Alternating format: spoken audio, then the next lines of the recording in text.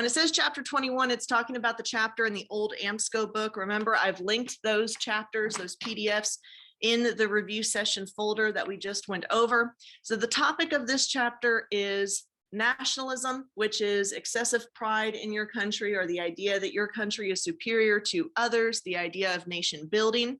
That's going to be a huge factor in new imperialism as they move from being just a country to trying to become empires. And that drive, particularly by Germany, once it becomes an official country, is going to lead us into the world wars in period 4. Okay, but first we're going to see a major change over time.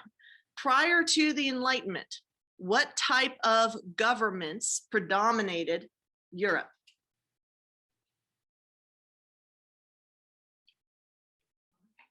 Yeah, monarchies. What kind of monarchies? Oh, good. I see in the chat, Isaac and Sumin.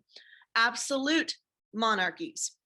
How did absolute monarchs get to have all that power? The divine right of kings. God gave them that power. Were they democratically elected by the people? Absolutely not. Okay, remember that absolutism is the opposite of democracy. Okay, then you get constitutional monarchies like what we see in Great Britain that follow more of these Enlightenment ideals. So as the Enlightenment comes out and becomes very popular in Europe, is going to lead to the decreased power of absolute monarchs, particularly when we see those monarchs being beheaded, like in England with Charles I, and in France with Louis XVI. Remember, he was married to Marie Antoinette. And because of that, we're going to see the rise of constitutional monarchies as well as independence movements. Y'all may remember that period 2, a large chunk of it involves old imperialism, where Europe gained colonies where? The New World, okay? Because of, this is old imperialism. So because of that colonization in the New World, we see that there's a new social hierarchy that's developed, like the Costa system. We see the Asiento proliferate in the New World, but eventually the Enlightenment ideals of Europe are going to spread to the New World through cultural diffusion. And the people who live there are going to say, hey, we want rights. We want all of our natural rights. What are those natural rights to which I'm referring? Y'all remember John Locke? There are 3 of them.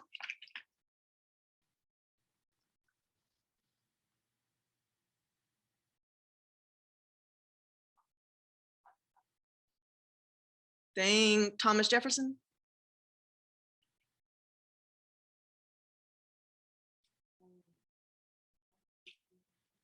Life, Liberty, and the Pursuit of Happiness for TJ, because he plagiarized the idea from John Locke. John Locke said, you have the right to life, liberty, and property.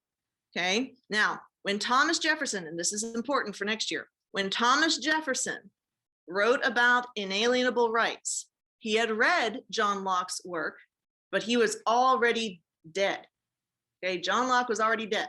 This is a huge pet peeve of Mr. Baker's, when people write about the American Revolution and they'll talk about, oh yeah, Thomas Jefferson was a friend of John Locke and John Locke gave him the idea. It's like, no, John Locke was already dead. So unless he's holding a seance and playing with a Ouija board, okay, Thomas Jefferson couldn't have talked to John Locke. So John Locke's ideas are going to spread through his book, through cultural diffusion, and we're going to see independence movements arise in the New World. Okay, so here we see our historical thinking skill of causation, causes and effects. Enlightenment thought emerged in Europe. What was the effect of the Enlightenment? Rebellions and revolutions, primarily in the New World, the colonies, but we also have some revolutions in Europe. The French Revolution, and y'all, the French love to revolt. Okay, I believe in one of their revolutions, they actually found out that if you mix concrete with even just a cup of sugar, it makes it brittle and it's not as hard anymore. And so they would use that to prevent like barricades from being erected against the revolutionaries. So just fun fact, just save for a note. If you ever have to mess up some concrete, add some sugar. Okay, so here we see causation with the Enlightenment. Okay, so the Enlightenment happens first, then we see increased nationalism, then we see revolutions. We're going to have the American Revolution, which all of you should be familiar with, which happened prior to the French Revolution. And one of the reasons that we won the American Revolution as 13 colonies is because we had the French as allies. Have any of you ever seen the musical Hamilton? Yeah, Marquis Lafayette, he was from France. After the American Revolution, Marquis Lafayette goes back to France to try and stage a revolution there as well. But when the French asked the Americans for help in the French Revolution, George Washington said, hey, no entangling alliances. Okay, we can't get involved. Okay, so we see that there. Then we have the Haitian Revolution, where it becomes the first independent former colony that becomes an independent nation ruled by people of African descent. And then the Latin American revolutions, which there are going to be a bunch of them. Who held colonies in Latin America? The Spanish and the Portuguese, exactly. It's mostly Spanish because of the Treaty of Tordesillas, but the Portuguese do hold colonies in, or a colony in Brazil. Okay, so the Enlightenment was the age of new ideas. Typically, the aim of the revolutions that emerge from these ideas include independence, so the end of old imperialism, and representation in the new governments that are formed following those revolutions.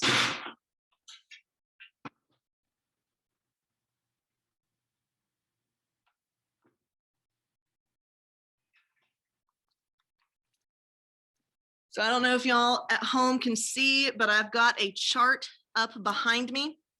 Okay, I believe that I also have a picture of that chart and stages of revolutions in the folder on Schoology. So you can access that there if you want to be able to view it. So with independence from imperial powers, we're talking about the end of old imperialism. Now, what's the difference between old and new imperialism?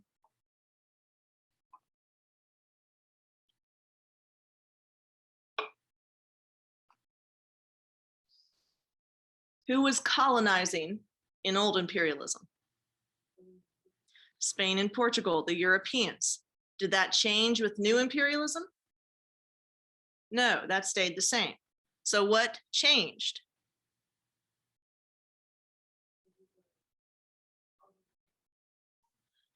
It was that the location of imperialism changed.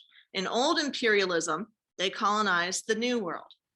In new imperialism, they colonized the Old World, particularly what two continents?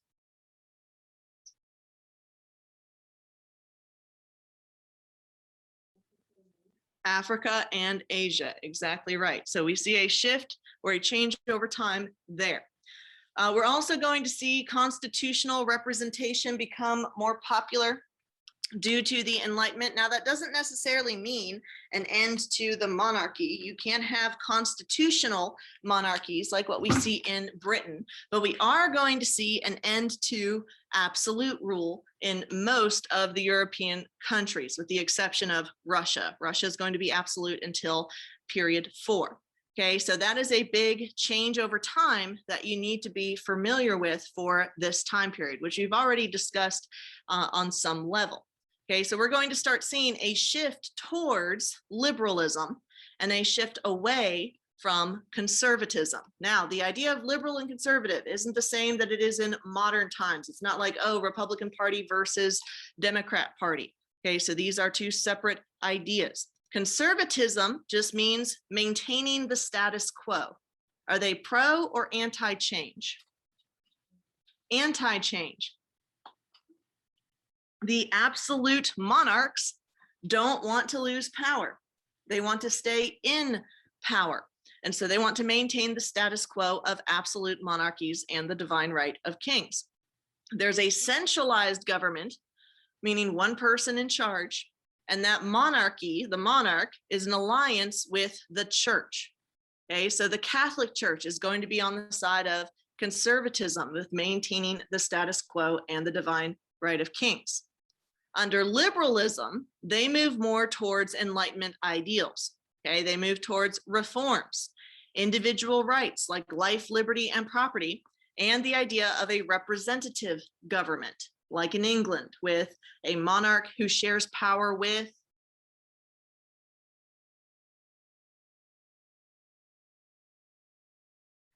not just the people, does start with a P. What's the other part of a constitutional monarchy?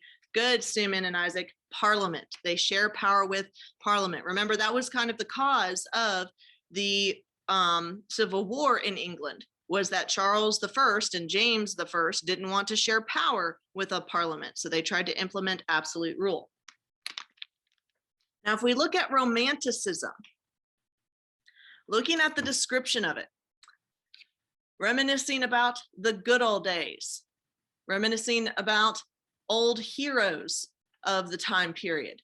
Okay, they also emphasized emotion and nature. But which of these ideologies would Romanticism be closely aligned with? Liberalism or conservatism?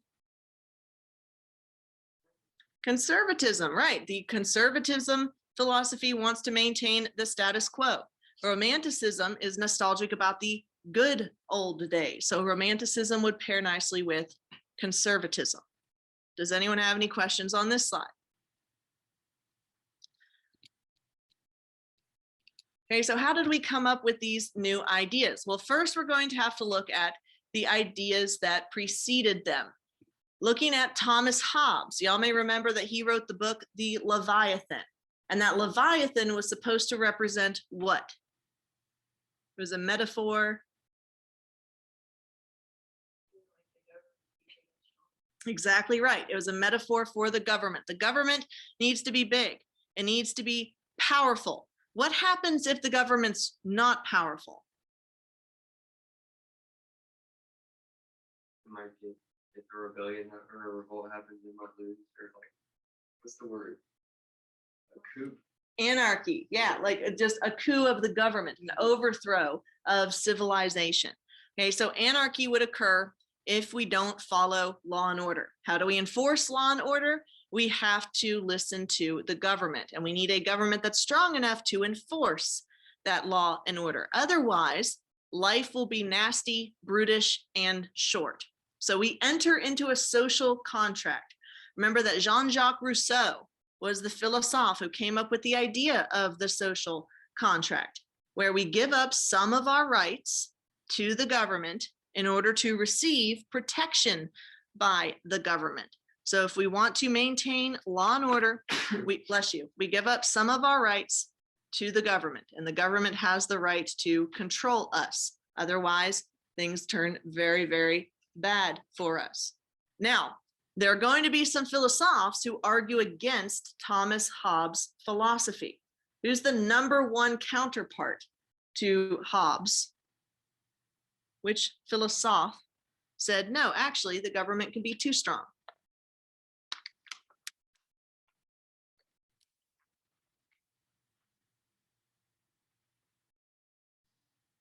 He wrote 2 treatises of government.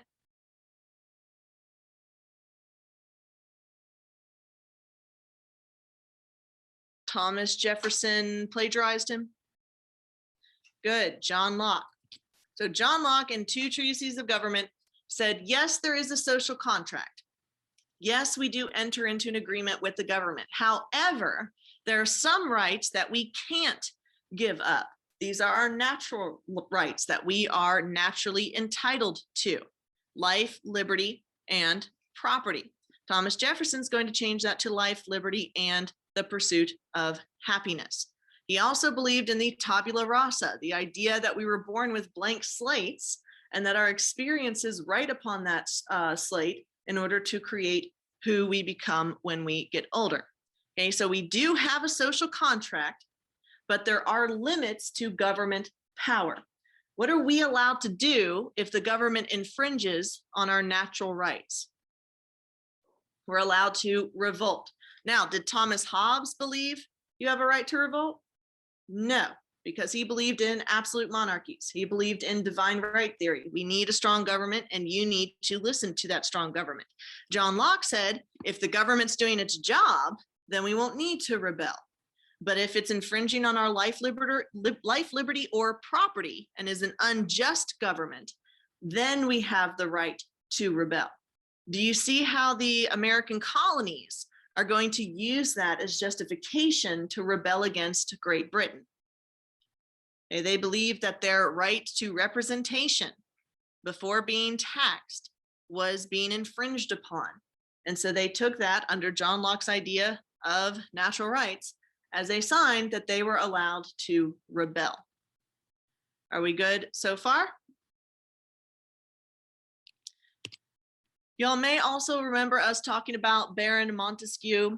He was the one who came up with the idea of checks and balances and the separation of powers.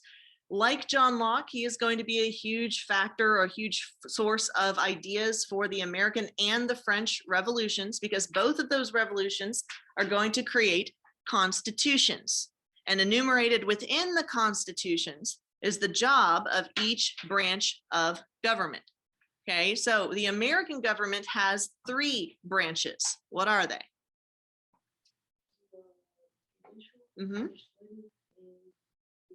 Exactly right. The judicial, legislative, and executive. Y'all may remember that from the Shaping Our State curriculum assignment that you did, where you went through the jobs of each of those branches.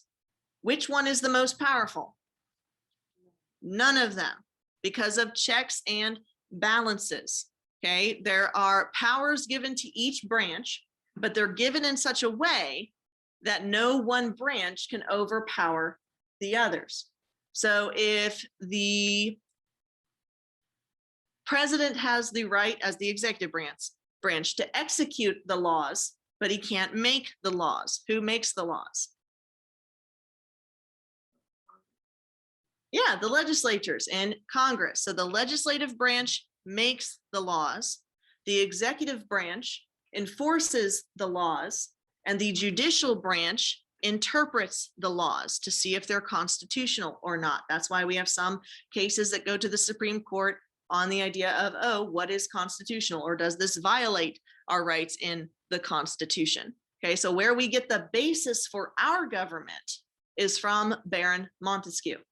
But also the British and the French are going to implement these ideas as well. Are we good so far? Another famous philosopher from the Enlightenment is Francois-Marie Arouet. Shorter name, his nickname is Voltaire. Okay, so kind of like when we refer to Madonna or Cher, or is that, do y'all have any contemporaries? Beyonce. Okay, you just go by one name. So you can refer to Voltaire and that be it.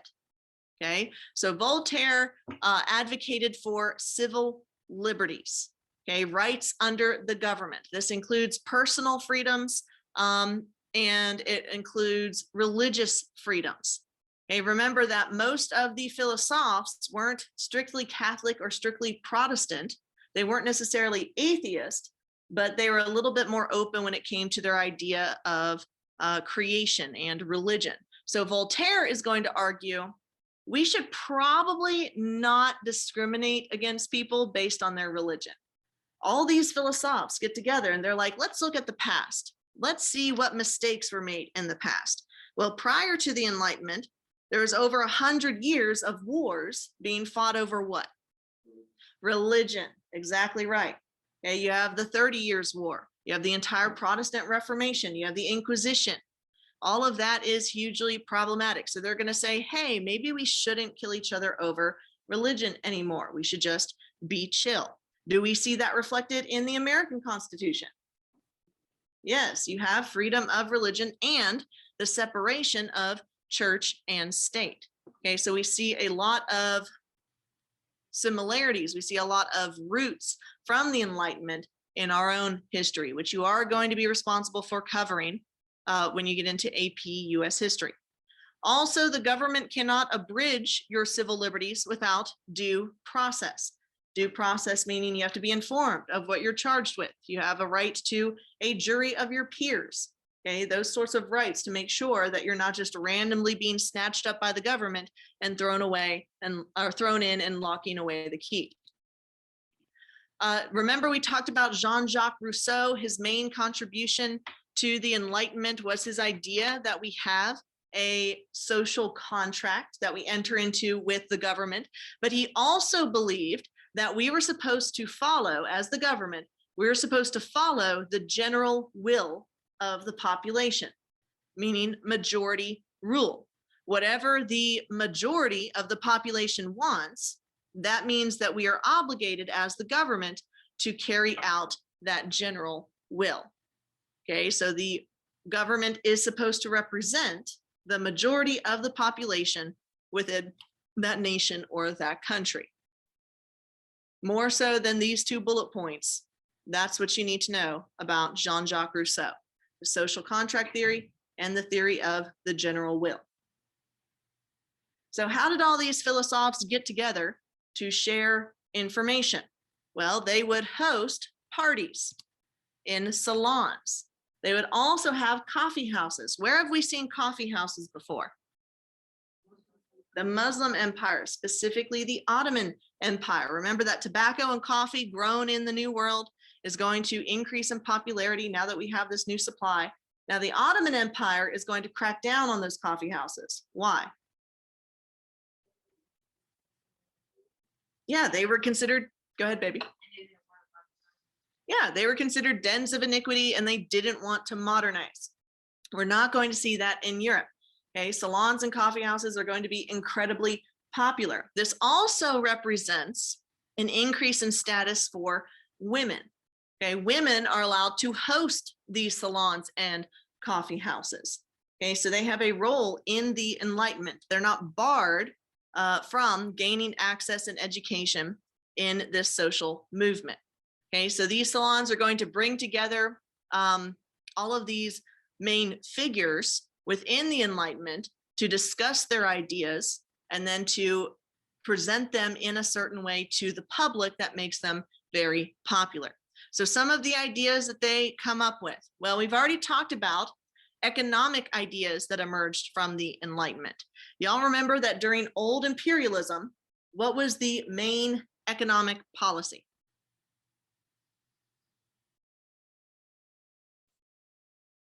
Mercantilism. Good, Isaac. Who can define mercantilism for me?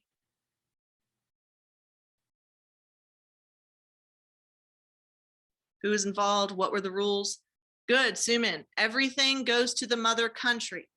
The purpose of the colonies was to enrich the mother country. Could you have individual capitalists or entrepreneurs in the colonies making their own money? No, they had to give everything to the mother country. What is going to replace mercantilism as we move into period 3? Capitalism, the early stages of capitalism. Laissez-faire, which is French for leave alone. This was espoused by a physiocrat known as Adam Smith.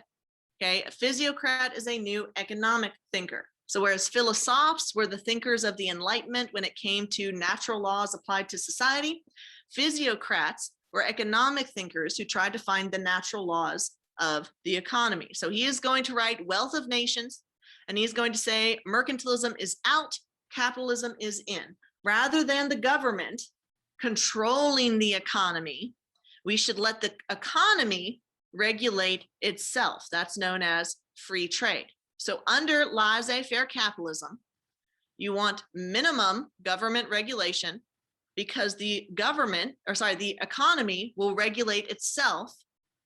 How? What regulates the prices of things in laissez-faire, if not the government?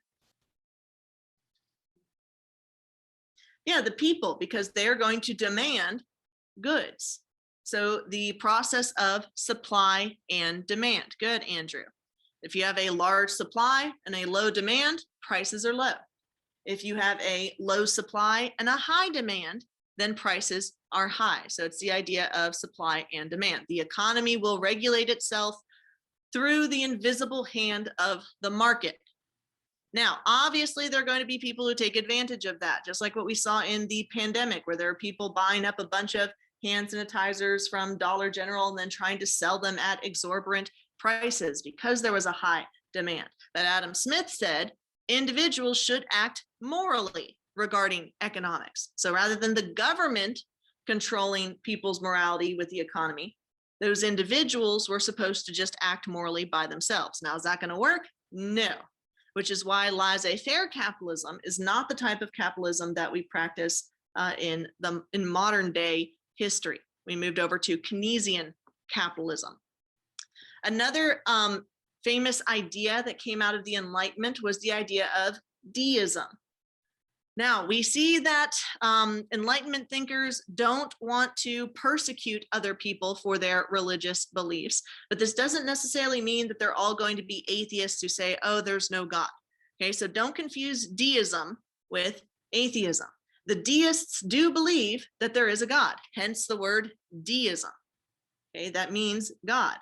But they don't believe that this God is particularly interested in what we do. There is a God who created the world. He set natural laws in that world, and then he went off to go do God stuff. He's not watching us to see if we sin. He's not watching us to see if we honor him or give sacrifices in his name.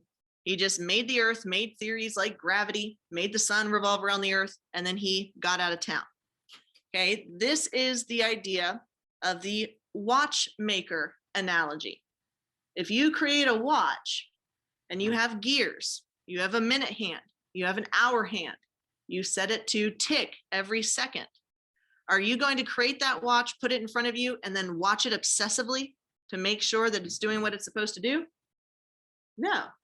You know that it's going to do what it's supposed to do because you've created rules. Every 60 seconds is 1 minute. Every 60 minutes is 1 hour, and the hands move according to those natural laws that you set. So you can create the watch, set it down, and then go off and do something else. And when you come back, those natural laws are still in place.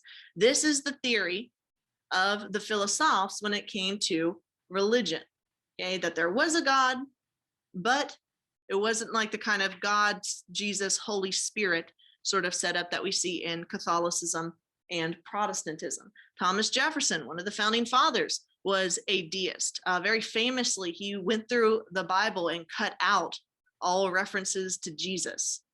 Okay, so we see that separation of church and state and the deist influence, not only in the Enlightenment, but also in the colonies that declare independence because of the Enlightenment. Are we good so far? So we see that there's going to be a change over time where absolute monarchs are going to start losing power. But some of them adapt to these new ideas and they become enlightened despots. Okay, these are like morally correct tyrants. Some of the ideas of the Enlightenment they're going to implement, but not all of them. What are some ideas of the Enlightenment that absolute monarchs won't enact?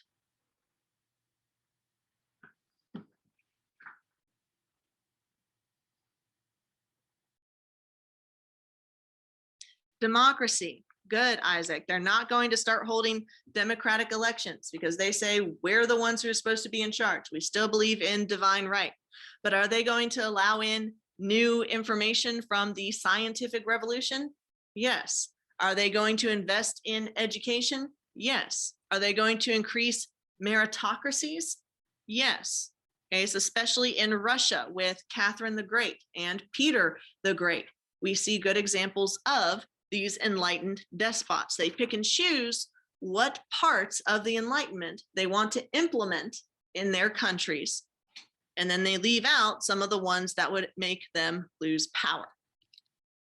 All right, so some famous examples of this. We've already talked about Catherine the Great of Russia. That's Catherine II. We haven't talked about Frederick the Great of Prussia or Maria Theresa of Austria. They're going to play a role in the French Revolution. But we have talked briefly about Napoleon. Okay, Napoleon is going to take charge from a technically democratic France and establish his own empire and declare himself emperor. But he is going to implement some Enlightenment ideals that make him an enlightened dictator. So if you come across a question on the AP exam about enlightened despots and you need an example, we have covered Catherine the Great in depth. Yes, she expanded education for women. Yes, she spread ideas like inoculation against smallpox. But how was she to the serfs? Not good. Serfdom continued in Russia until after the end of the Crimean War with the Emancipation Act in 1861. So that would be an excellent example of how an enlightened despot picks and chooses what they implement in their empire. Are we good so far? All right, so we know that all these Enlightenment ideals are going to lead to revolutions because according to John Locke, we have the right to rebel if our rights are infringed upon. So we're going to have some stages of the revolution emerge, and we're particularly going to focus on the French Revolution because all 4 of these stages emerge in that revolution. Only 3 of these stages emerge in the American Revolution. And I want y'all to try to figure out which one is not present in the American Revolution. So stage 1 of a revolution, citizens become dissatisfied with the government. Okay, people who are oppressed tend to revolt. With the French Revolution, the third estate, the head chopping, the third estate is going to be displeased with the absolute monarchy and the state of taxation, where they're the ones who are bearing the brunt of taxation. So they go together and create a tennis court oath. The third estate gathers in Paris and says, we're not going to disband until we get a constitution. So that is stage 1. Stage 2, the moderates gain more power. The people in the middle, they're not far right conservatism, they're not far left liberalism. This is where we see the beginnings of the French Constitution and the Declaration of the Rights of Man and Citizen, espousing Enlightenment ideals like life, liberty, and property. But then things take a turn for the worse with the terror phase. Okay, the reign of terror emerges under Maximilien Robespierre in the French Revolution, and he starts eliminating perceived enemies. This is where the guillotine comes in. Who can tell me what the guillotine is? Yes, baby. Yeah, it's supposed to be for chopping off heads. Now, you may look at that and think that's kind of barbaric, right? Well, back then it was seen as humanitarian. Imagine that you're an executioner, right? And you've got all these people you got to execute, and you've got an axe. Any of y'all play sports like baseball or something? After you do something a certain number of times, don't your muscles start getting tired? Maybe your aim is off a couple of times. So if you've been cutting off heads all day, you're not going to hit the mark every single time. And also executioners tended to drink a lot, which you might understand since they're beheading a bunch of people. It's not just one quick chop and then the head comes off. Sometimes you got to go multiple times to get the job done. Okay, so by the end of the day, the axe is blunt. You've probably hit some people in the middle of the back instead of the middle of the neck. You're also inebriated. So if you're the last one in the line to get executed, you are not going to have a good time. Well, now we have a machine. Now we have a guillotine. All you have to do is pull a string or a lever, and then it's going to hit its mark every single time. And you're going to have a much quicker, less painful death. Okay, so the guillotine was seen as a humanitarian way of executing people. It was an advanced way. And also it was egalitarian. Kings and queens were beheaded with the guillotine. Peasants were beheaded with the guillotine. Everyone was equal when it came to dying. Then after the reign of terror ends in the French Revolution, we move into a period of relative calm and acceptance. This is known as the Thermidorian reaction, thus called because the French in their French Revolution changed a lot of things, like they changed the names of the month in the calendar. So Thermidorian means heat, and so that was the name that they gave to July. Okay, so Thermidor. So the Thermidorian reaction is after the Reign of Terror, and it's a period of relative peace. The Directory was formed that took over after executing Maximilien Robespierre, and then eventually Napoleon is going to eliminate the Directory and create an empire. Okay, so which of these stages was not found in the American Revolution? Yeah, the terror phase. We don't have guillotines and mass beheadings in the American Revolution. Okay, so this isn't always a guarantee that every revolution is going to go through these 4 stages. Okay, but we do see examples of that with the French Revolution. Okay, so the first stage of the revolution is people are unhappy. Okay, which makes sense. People who aren't oppressed aren't going to revolt. People who are being repressed are going to revolt. So we have stage 1 with the tennis court oath. So we see a change over time, a shift from an absolute monarchy under Louis XVI of the Bourbon dynasty in France towards the moderates requesting change. So they're going to meet the third estate. They're going to meet inside the Palace of Versailles at a tennis court because they're rich enough to have indoor tennis courts. And they're going to make an oath that they will not disband until they create a constitution. That constitution is going to create a republic, the Declaration of the Rights of Man and Citizens. That's going to change France from an absolute monarchy to a constitutional monarchy. But that's not going to be enough for the radicals. The radicals are going to want more. They're going to want to get rid of the monarchy altogether. So they execute the king and the queen, Louis XVI and Marie Antoinette. And this starts the reign of terror, okay, the radical phase. That is not going to be a fun time. So eventually the leader of the reign of terror, Maximilien Robespierre, is going to be executed via guillotine. And that's going to move us into a period of peace with the Directory. But that's how Napoleon comes to power. And he doesn't want to share power. So he's going to move France all the way back to an absolute monarchy. He's going to build an empire. He's not going to call himself a king. He's going to call himself an emperor. Okay, so we see change over time there within those 4 stages. Now, the American Revolution didn't follow this equation. They did have citizens becoming dissatisfied with the government. What was the issue that the colonists had with Britain? Taxation without representation. Okay, so they wanted independence. So they issue the Declaration of Independence. The moderates take more power, and we have the formation of 2 constitutions. First one is the Articles of Confederation, and then the US Constitution. But we skip over a terror phase. We don't have a radical terror phase like the Reign of Terror. Instead, we move directly into a period of relative calm and acceptance. So the American Revolution lacks stage 3.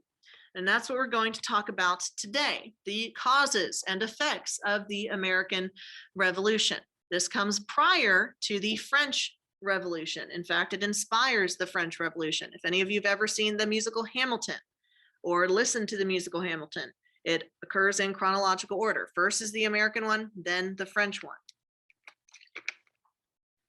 So all of the revolutions that we're going to cover in period 3 have something in common. They all have the same cause. Okay, what cause do all of these revolutions, whether it's Haiti, France, America, or the Latin American revolutions, have in common? The Enlightenment. Oh, sorry, baby, go ahead. Would like taxation be one? Well, for the French and the American Revolution, yes. Okay, but Haiti and the Latin American revolutions are based on Enlightenment ideals. So the similarity that all of them have is that they're all inspired by the Enlightenment. Now, who's the #1 philosopher of the Enlightenment where we get most of their ideas? Good, John Locke with natural rights. What are the natural rights according to John Locke?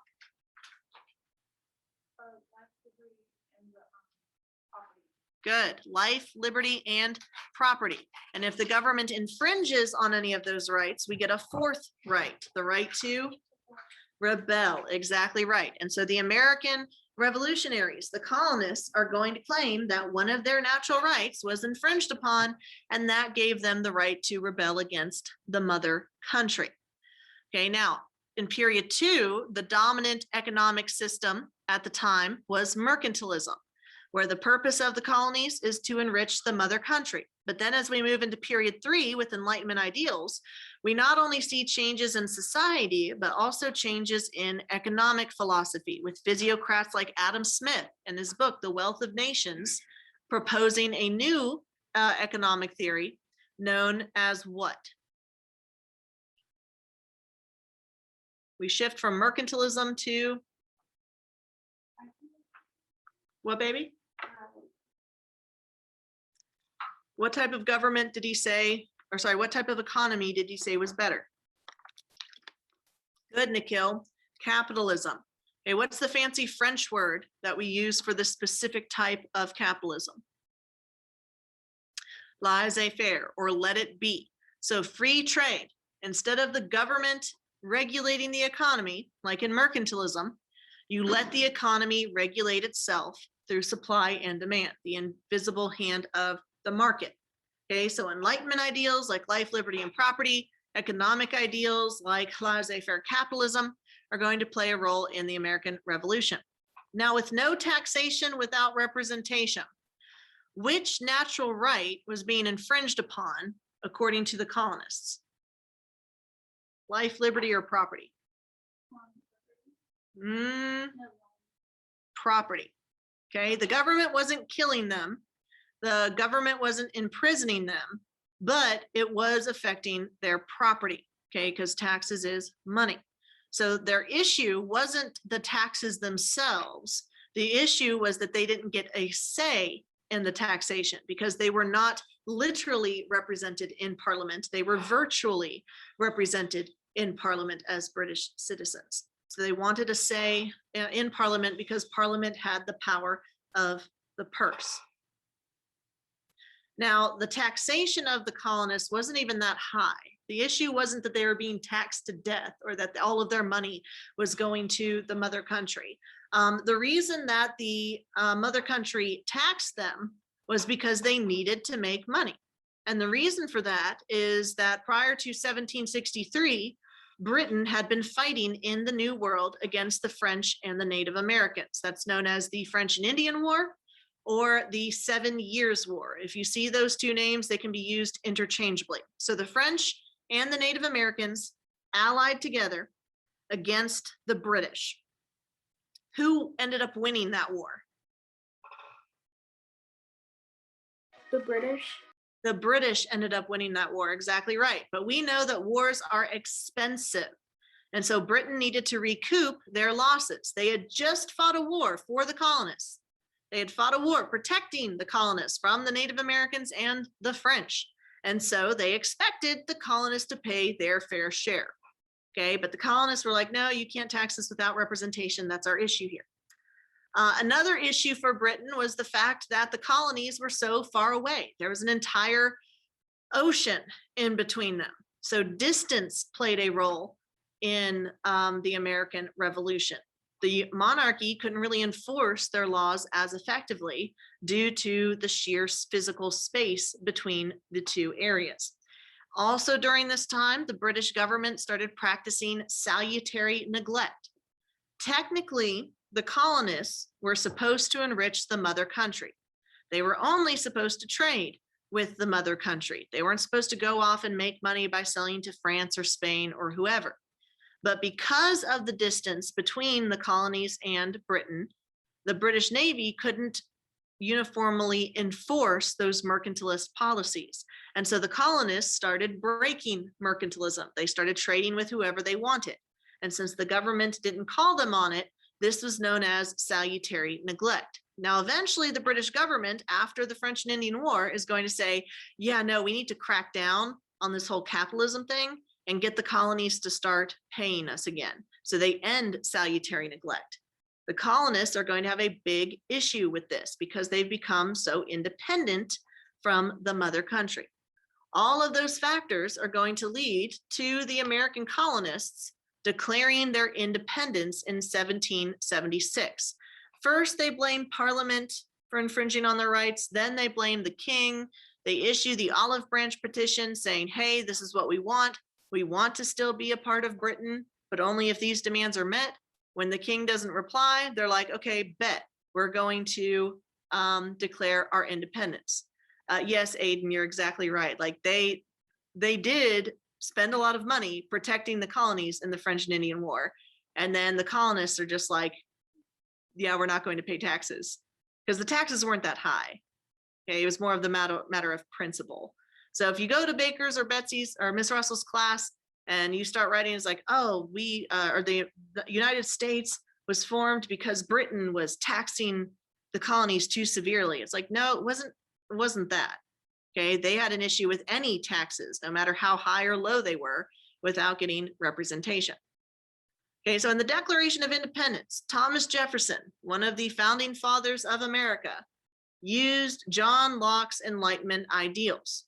But instead of calling them natural rights, he called them inalienable rights. And instead of life, liberty, and property, he espoused life, liberty, and the pursuit of happiness. So this is going to start the War for Independence. Who ends up winning the American Revolution? America, that's right. And so in 1783, they signed the Treaty of Paris. Now keep in mind, there are a ton of treaties of Paris, okay? You have to designate the year in order to make sure that you're talking about the correct one. So the American colonies officially become independent from Britain in 1783. But did the Americans do that all by themselves? No. Who helped them out?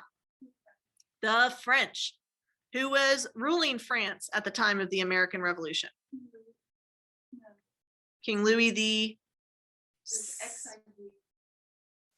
No, that's 14th. It's XVI. Oh, XVI. Yeah, Louis the 16th. It's always good to guess Louis when you're talking about French kings. Okay, so Louis the 16th was an absolute monarch.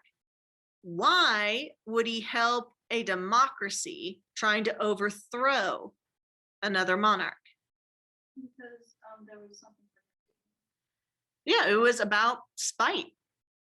He and the French hated the British. The British and the French had hated each other since the 100 Years' War. The French had just lost a war to the British, the French and Indian War. And so they are going to join with the American colonists against the British purely out of spite. It didn't really make a lot of sense for the for the French to side with the colonists because they had completely different government ideals, but they sided with them anyway because of spite. But this is going to backfire on the French because they're going to put a lot of money into this American Revolution, and France, as we're going to find out, does not have that money. This is a picture of the Boston Massacre, which was one of the factors leading to the American Revolution. I just think it's funny how the artist, I think it was Paul Revere, just added a random dog. He's like, you know what this painting is missing? Dog.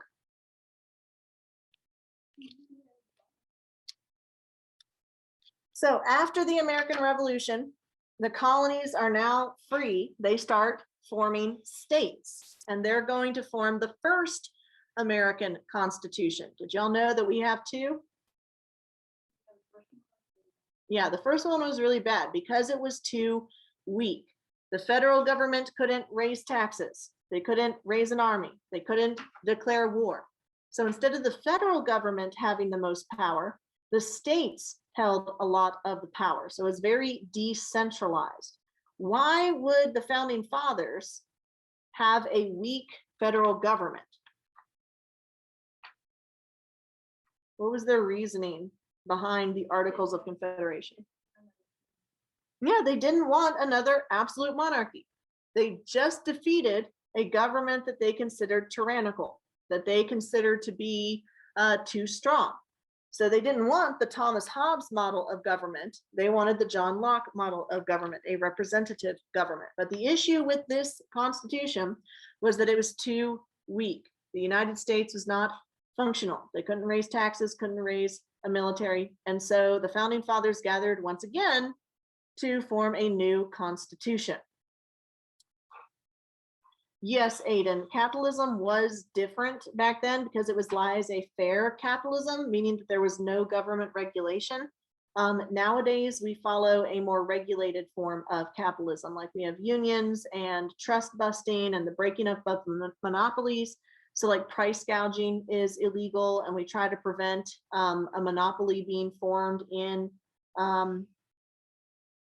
certain areas, although we still do see monopolies emerge. So there's a difference between laissez-faire capitalism and Keynesian capitalism. Okay, laissez-faire capitalism is going to be the main one in the Industrial Revolution, which is going to lead to some issues like children working 16 hours a day instead of going to school, and no safety regulations leading to people losing life and limb, no health benefits, really low wages. Okay, so that's going to be a problem. So the founding fathers get together and form the United States Constitution, which is the one still in use today. This is a living document. Can you make changes to the Constitution? Yeah, you can make changes through amendments, but the amendments have to be ratified. We've had a ton of amendments, I think 26 or 27, from things ranging from voting rights, the end of slavery, prohibition of alcohol, the reinstatement of the legalization of alcohol, the voting age being lowered to 18 instead of 21. So we've had a series of amendments to the Constitution. It is not a set in stone document. Okay, but you do have to work through all three branches of the government in order to change the Constitution, which is why it's not easy. That's why we've had so few amendments as opposed to having hundreds and hundreds. This is also the oldest written constitution still in use today. Do y'all know what is the longest constitution in the world? It's Alabama's. Alabama's constitution is the longest constitution in the world. It is lengthy. Okay, now within this constitution, we see some familiar categories in our government. We see the separation of powers and checks and balances, an executive branch, a judicial branch, and a legislative branch. Within the legislative branch, we also see the establishment of a bicameral instead of a unicameral legislature. Bicameral means two houses. What two houses do we have in Congress? The House of Representatives and the Senate. Okay, how do we make up representation in those two houses?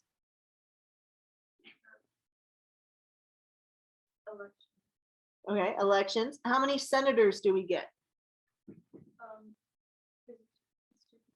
Two from each state. The House of Representatives is based off of population. Okay, that makes up our electoral college votes, which remember the electoral college chooses the president. How many electoral college votes does Alabama have? 9. Good, Nikhil. So 2 of those are senators and 7 of those are representatives. Okay, so all of the states are represented. The higher population means more House of Representatives. But each and every one, whether they're big or small, gets 2 senators. Does that make sense? And if you want to pass a law, first it has to pass the House, then it goes up to the Senate, then it goes to the president. So even within the legislative branch, you see checks and balances and separations of powers. So no one political party or no one branch of government can become a dictatorship. Now, with this new constitution, the state governments were very concerned about whether or not the federal government would become too powerful. So part of the compromise in creating this constitution was that they demanded a Bill of Rights. What are the Bill of Rights?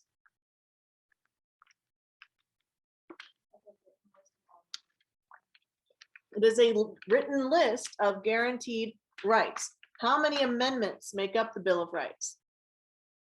Good, Nikhil, 10. So we have 10 amendments in the Bill of Rights: freedom of speech, freedom of religion, freedom to assemble, right to bear arms. All of those are amendments within the Bill of Rights that the states demanded be attached to the Constitution before they would ratify it, because they didn't want a government that became too strong and started overpowering the states. So we have a federal level and a state level of government. Are we good so far? Now, within the Schoology page, I have this video by John Green on the American Revolution. Those of you who are taking the AP exam, I would recommend that you watch it along with the other videos that are posted there. Now we're going to move on to the French Revolution. Okay, now economic reasons were the catalyst for the French Revolution. Okay, this is more important than anything else. This was the main cause of this revolution. Okay, how do wars relate to economics? Well, Yeah, they're very expensive. Expansion is expensive. Louis the 14th ruled for 72 years and he was constantly at war. Okay, his successors like Louis the 16th were also pouring a lot of money into wars. Louis the 16th got involved in the French and Indian War and lost some territory in North America as well. He got involved in the American Revolution and won, but still cost a lot of money. Win or lose, you're still going to have to put a lot of funding into these wars. They're also going to be overspending. They're spending more than they are making, which obviously is going to be a problem. So when the kings weren't spending money on wars, what else were they spending a ton of money on? Infrastructure. Do you have any specific examples?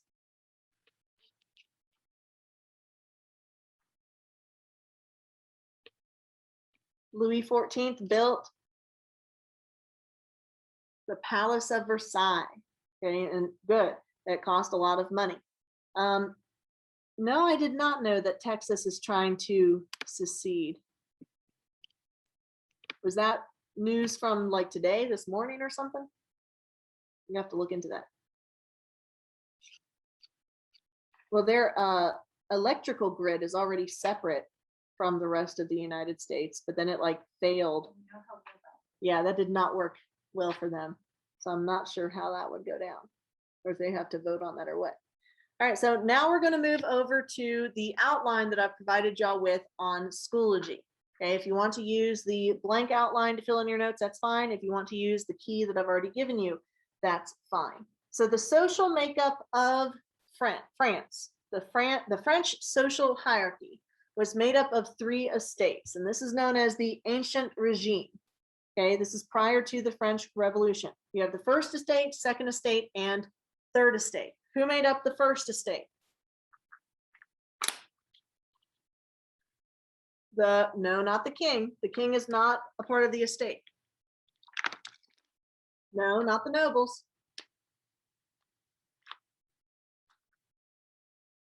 I'll give you a hint, it's on the screen.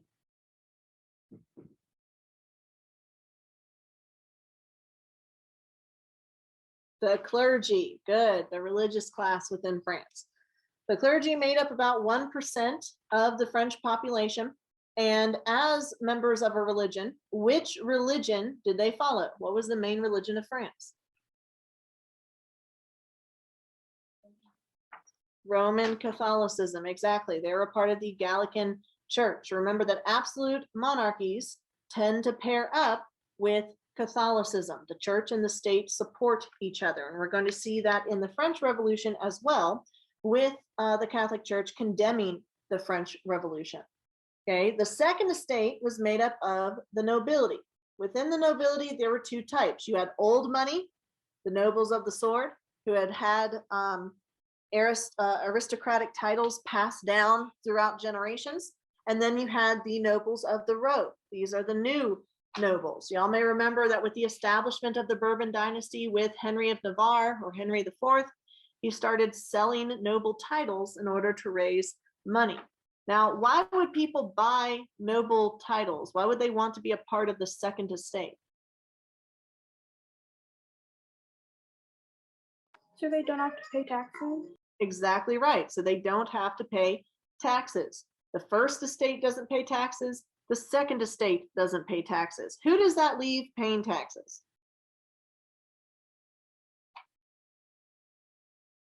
The third estate, okay, which made up 95% of the population, but they held the least amount of wealth. Now, within the third estate, it wasn't completely made up of peasants. You also have the bourgeoisie, the middle class, the merchants, artisans, lawyers, doctors, and what have you. But if they could, they would buy their way out of the third estate and into the second, so that they didn't have to pay taxes, which meant that the brunt of taxation fell upon the peasants, the people in society with the least amount of money.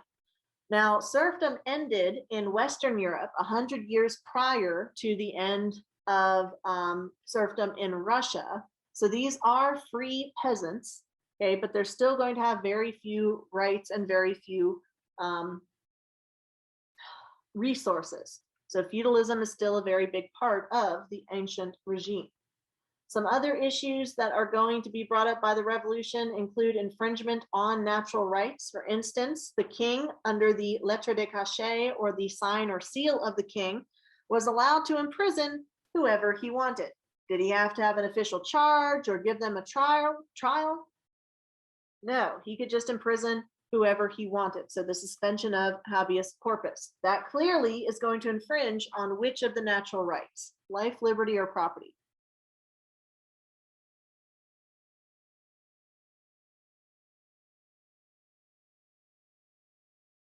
If a king can throw you in jail for no reason. Liberty, exactly right. Okay, so that's going to be an issue for reform. The absolute monarchy of France reached its peak under Louis XIV. Remember that he was the Sun King.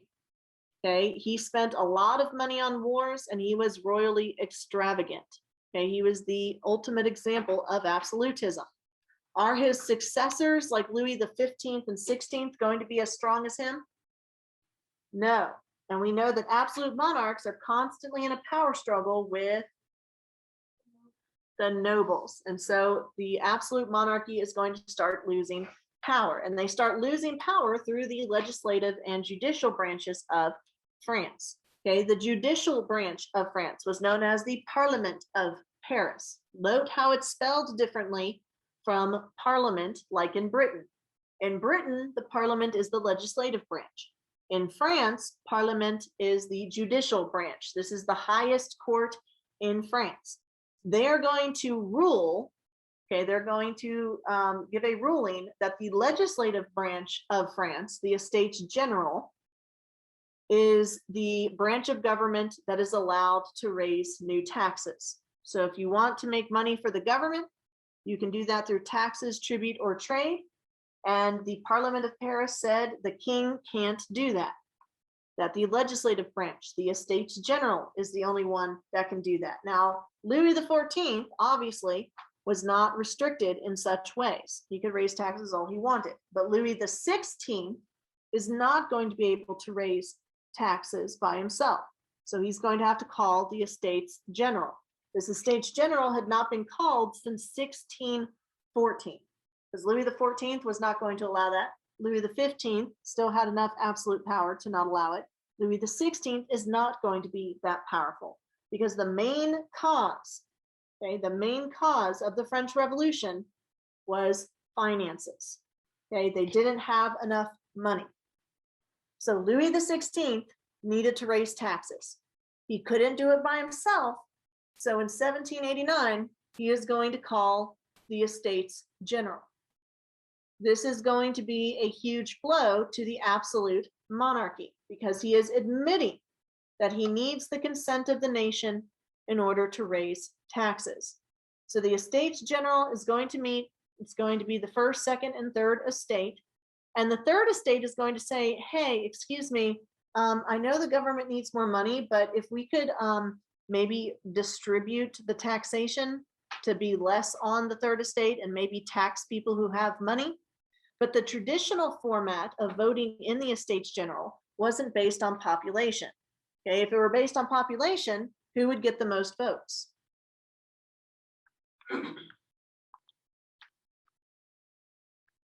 Which estate is the largest? Good, the third estate. But that's not how it went down. Instead, each estate got a single vote. So the third estate is going to say, hey, let's raise taxes on the nobles and clergy. How is the first estate going to vote?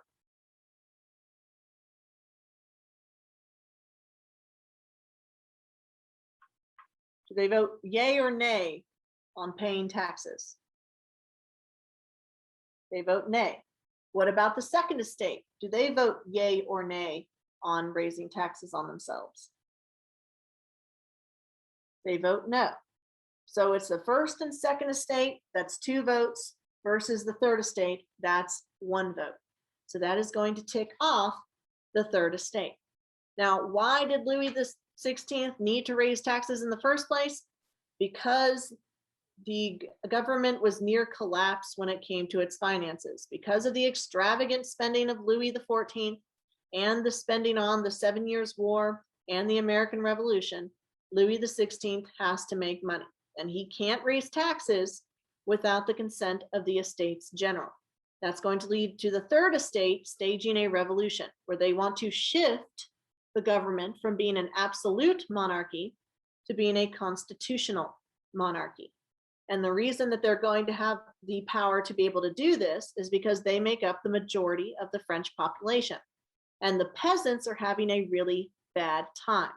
They're having a bad time because there's widespread famine throughout France. Bread prices are going to skyrocket. The reason for this is there was a harsh winter and there were bad harvests of crops. So if we look at the idea of supply and demand, how high is the demand for food?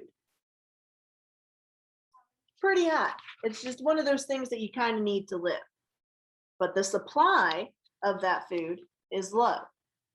So low supply, high demand means high prices. And do peasants eat a lot of bread? Yes. Okay, that's 3/4 of their diets. So they're going to say, let's get this bread, but there's no bread to be got.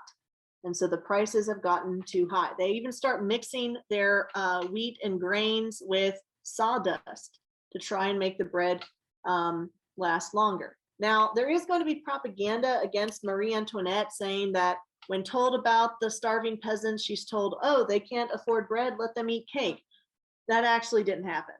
Okay, that was just anti-monarch propaganda against the Bourbon dynasty.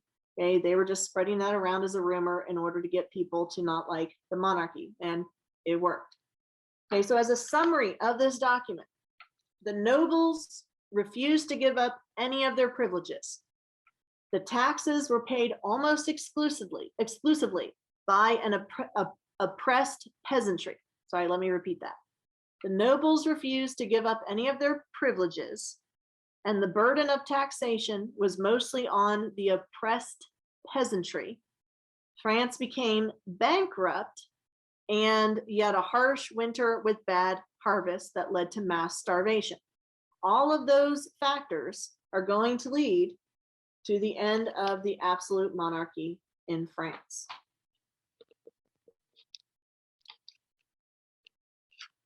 This is the official motto of the French Revolution: liberty, equality, and fraternity. Okay, so that lays out their ideals, the Enlightenment ideals of natural rights, the equality within society, and representative government. Here's a review of the three estates. First is clergy, they pay no taxes. Second is nobles, they pay no taxes. What privileges or exemptions do the third estate get? Nothing.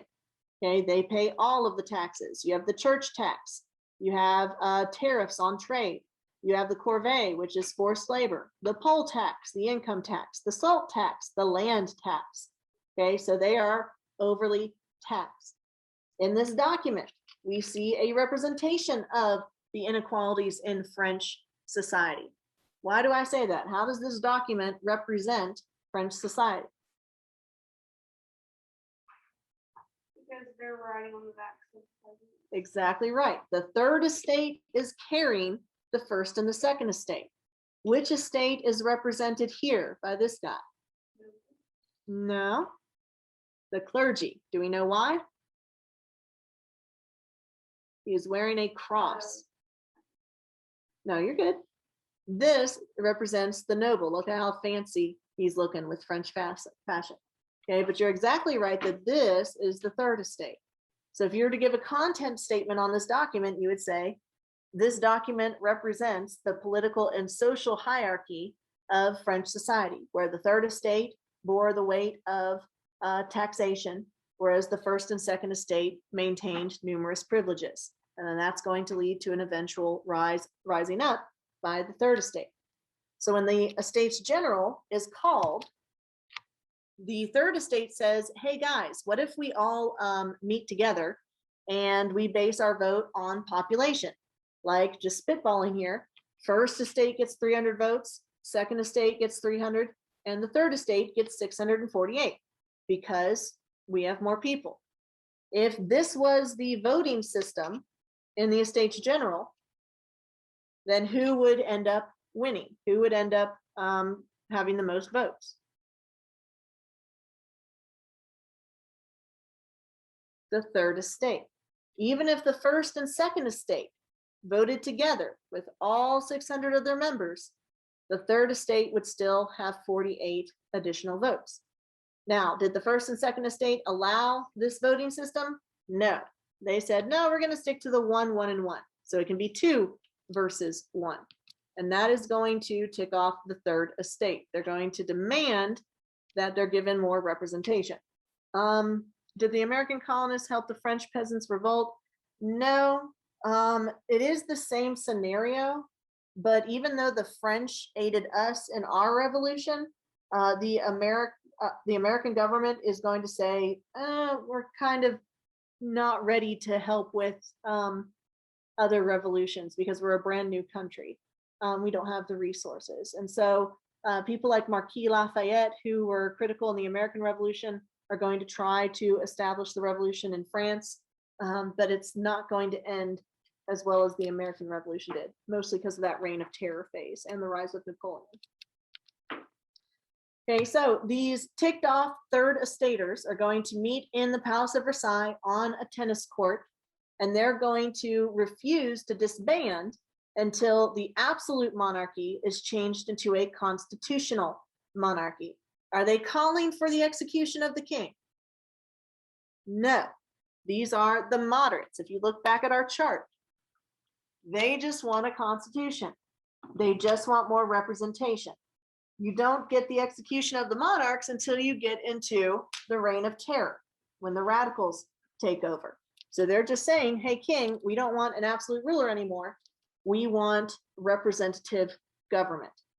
Okay, and so they are going to issue the Declaration of the Rights of Man and Citizen. Okay, this is going to be adopted on France's Independence Day, Bastille Day, in July 14th. In this constitution, they are going to establish a constitutional monarchy, and they are going to end feudalism. Okay, this is going to be condemned by the Pope. Why does the Pope condemn this constitution?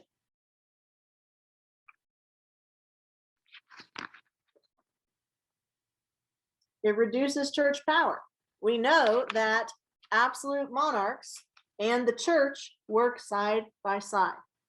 Okay, absolute monarchies are often upheld by the Catholic Church.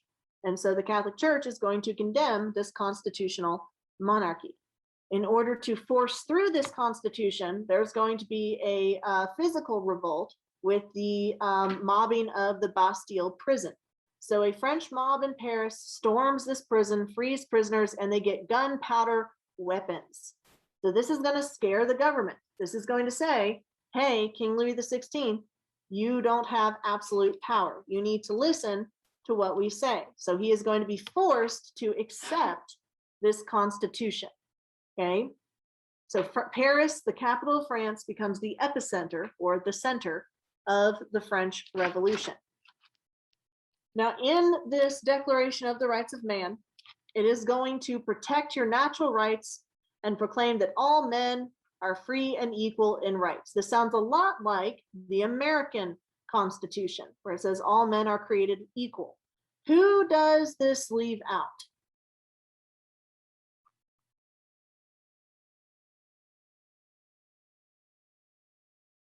All men are created equal.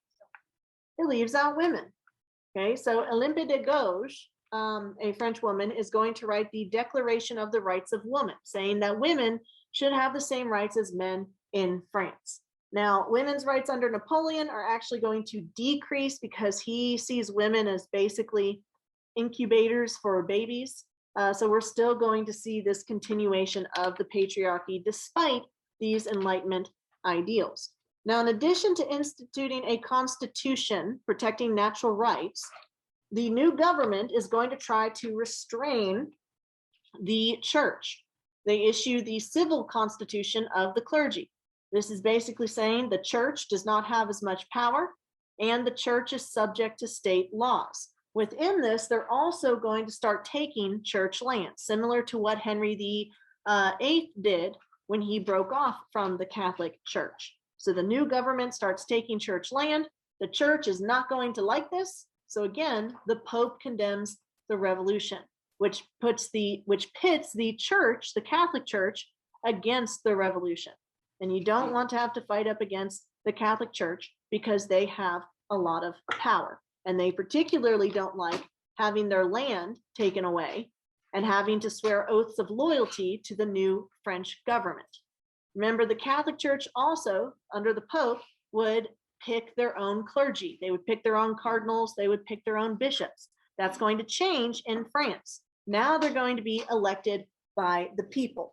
Okay, so the king is going to be unhappy because he's losing power as an absolute monarch, and the Catholic Church is going to be unhappy because they are also losing power in this representative government. Okay, now eventually the moderates are going to lose power, and we see the radicals take power. That's going to lead to the reign of terror and a lot of people, including the king and queen, losing their head, quite literally.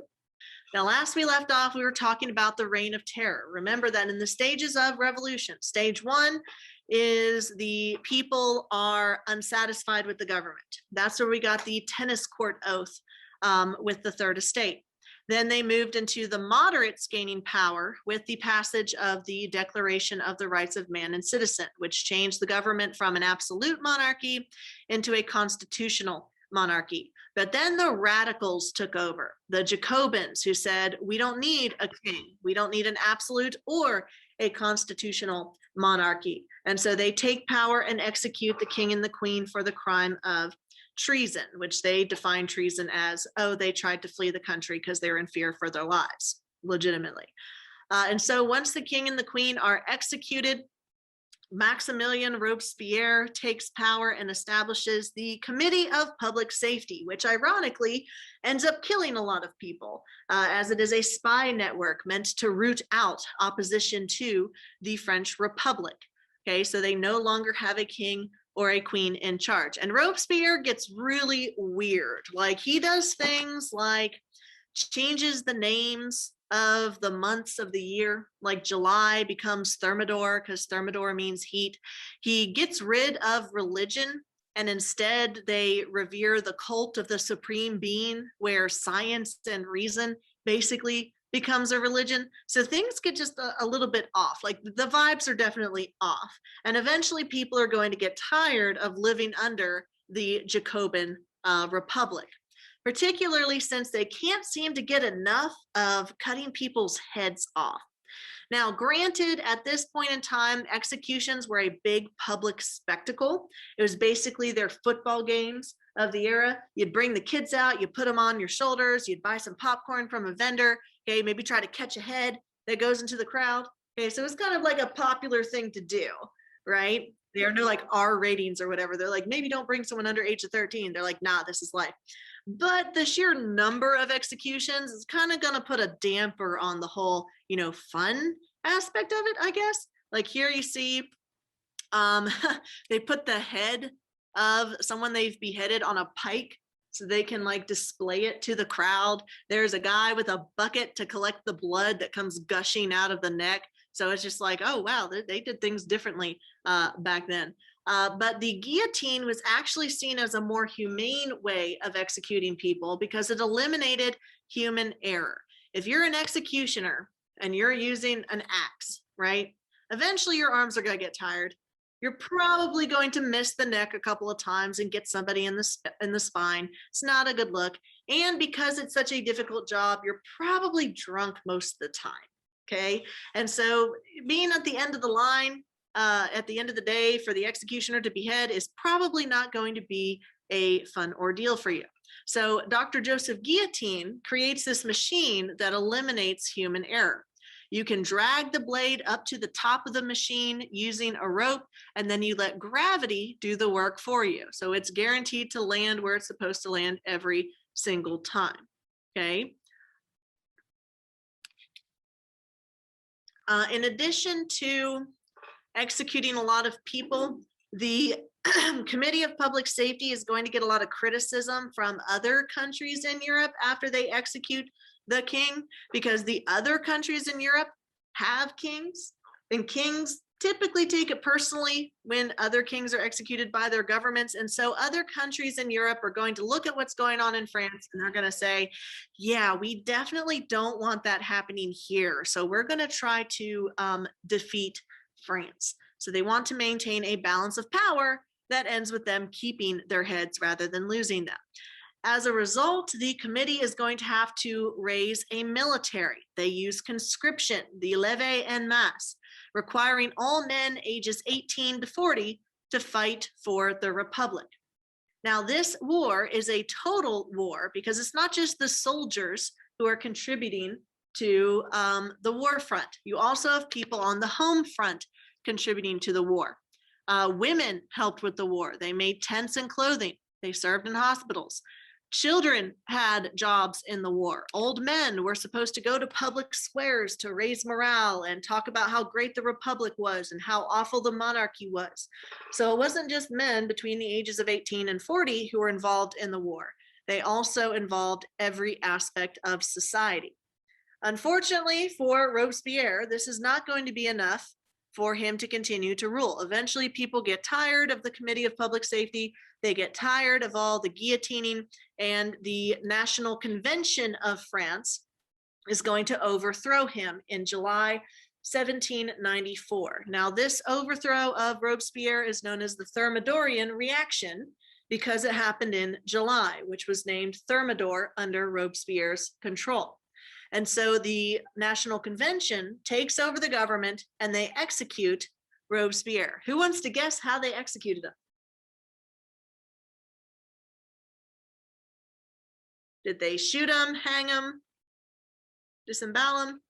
They guillotined him. They cut off his head. So irony is alive and well.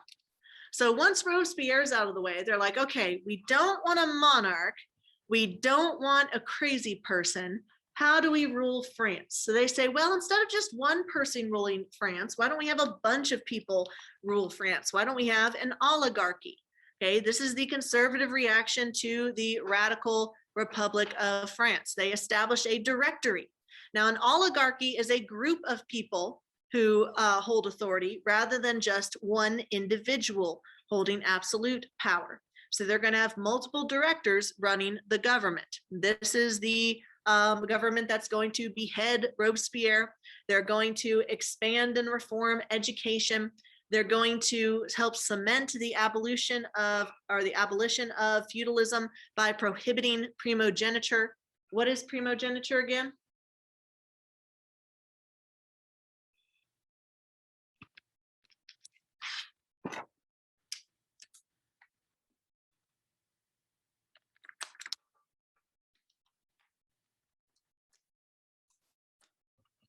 Primogeniture, one of your vocabulary terms. What'd it do?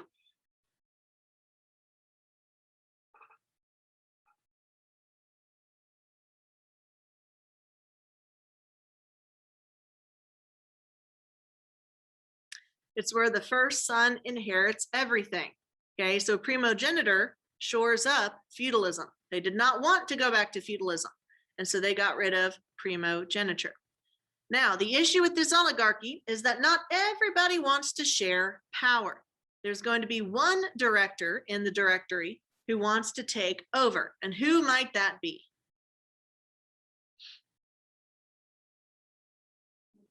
Napoleon. Good. Napoleon Bonaparte. He is going to lead a military coup against the directory because he is a military general. He kind of has a reputation for being a fairly okay one, right? So he leads a successful coup against the directory. And by 1804, he has crowned himself emperor. Okay, so they've gone from an absolute monarchy to a constitutional monarchy to a republic, and then basically back to absolute control. But he is going to be an enlightened despot, like we saw under Catherine the Great. So he's going to pick and choose which parts of the Enlightenment that he wants to institute. Is he going to allow for a true democracy? No, okay, because he's a despot. But he is going to be progressive in some areas. For instance, he is going to make the tax burden more equal, which is a pretty good move considering that it is the biggest cause of the French Revolution. Why did the French Revolution occur? Because the Third Estate paid all the taxes and they didn't want to do that anymore. And so he tries to undermine any revolutions against his rule by eliminating that issue, okay, making taxation more representative of the population. Like other great rulers throughout history, he's also going to codify the legal system. We've seen this with Justinian the Great, with the Justinian's Code or Corpus Iuris Juris. We've seen this with Russia, with the Raskaya Pravda. We've seen this with the Ottoman Empire, with Suleiman the Magnificent being the lawgiver. Okay, so like those other great rulers, he is going to codify the legal system. And this legal system is going to be great for dudes, but it's not going to be so great for women. Remember that during the French Revolution, women had seen an increase in their rights with Olympe de Gouges, writing the Declaration of the Rights of Women, but we're going to see women's rights take some steps backwards under Napoleon. He basically sees women as machines for producing children or citizens for the state. He is going to expand the public school system, like with Catherine the Great, expanding education to women. So that's another example of him being an enlightened despot. Y'all may see a change over time here. Back in period 2, were a lot of people educated? Bless you, Elizabeth. No, they were not. Why weren't a lot of people between 1450 and 1750 educated? What was the barrier? It was expensive. Education was expensive. But then with the invention of the Gutenberg printing press and the expansion of education, like the public school system, now we finally have education within reach for the lower classes. Okay, so this is going to lead to some more equality in society. He's also going to fund some archaeological expeditions. They're really fun topics, like he goes into Egypt, but we don't have time to cover that in our curriculum because this isn't European history. He's going to implement a meritocracy in the military, similar to the table of ranks under Peter the Great, through the French Legion of Honor. Okay, so some more examples of Enlightenment ideals. He's also going to make France Catholic again. Remember, the Catholic Church was an enemy of the revolution. So the Committee of Public Safety, Robespierre, didn't like the Catholics. Napoleon needs the Catholic Church to help shore up his power as an absolute ruler, as an enlightened despot. So he needs to get the church on his side. He does this like a politique by making peace with the Pope in the Concordat of 1801. And we're going to talk about that later in the slides. Does anyone have any questions about Napoleon being an enlightened despot?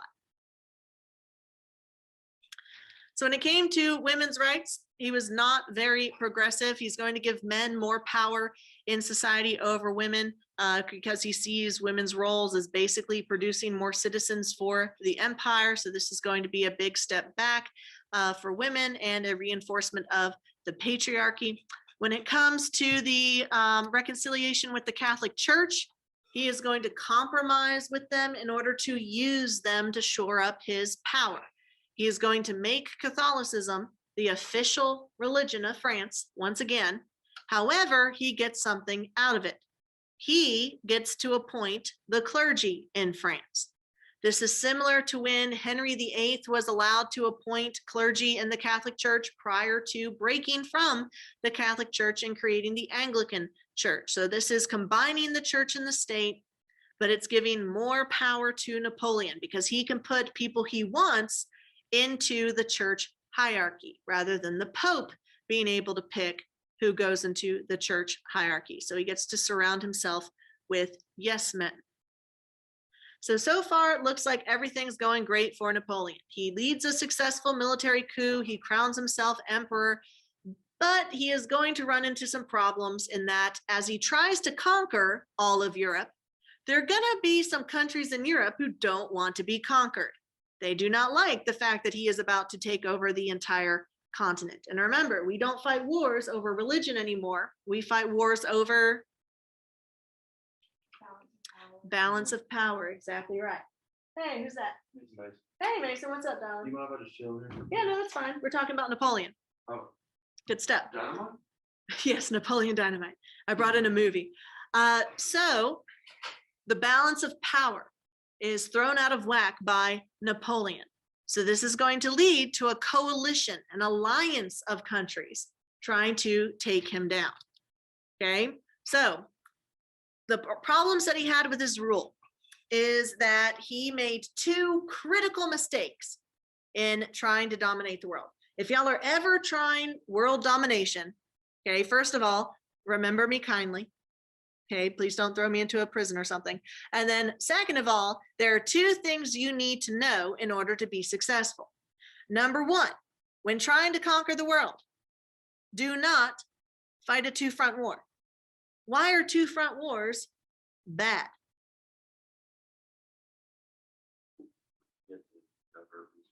Exactly right. You have to split up your resources. If I were going to fight something or someone, okay, I would want to be able to focus my attention on one enemy at a time so I can disperse my resources more effectively. It's kind of like that question, would you rather fight one horse-sized duck or 100 duck-sized horses? It's like, well, I mean, that's a lot of horses for you to fight. Second, he is going to invade Russia in the winter. That is never a good look. Those two factors are going to be instrumental in the fall of Napoleon's empire. It's also going to be instrumental in the fall of the Nazi regime. Hitler makes the same mistakes militarily that Napoleon makes. He fights a two-front war, one in the east against Russia and one in the west against France, and he invades Russia in the winter. Okay, so please don't repeat the mistakes of history. So how did he end up fighting a two-front war, and how did he end up invading Russia? Well, first off, he had staged a peninsula campaign or a peninsular campaign where he wanted to invade the Iberian Peninsula. Now, how this worked was he first wanted to invade Portugal. Well, if he wants to invade Portugal, first he has to go through Spain because Spain and Portugal are part of the Iberian Peninsula. So he hits up Spain and he's like, hey, bro, I want to invade Portugal. In order to get there, I kind of sort of have to go through your country, but I promise that I'm not going to invade you. Just let my military pass through so I can invade Portugal. And Spain's like, okay, bet. So Napoleon and his army go through Spain, they conquer Portugal, and then he turns around and says, psych, I'm invading Spain now. Okay, so that is his peninsular campaign. He doesn't just want Portugal, he also wants Spain. Really, he wants all of Europe. Okay, and the other European countries are going to have a problem with that. How does Russia get involved?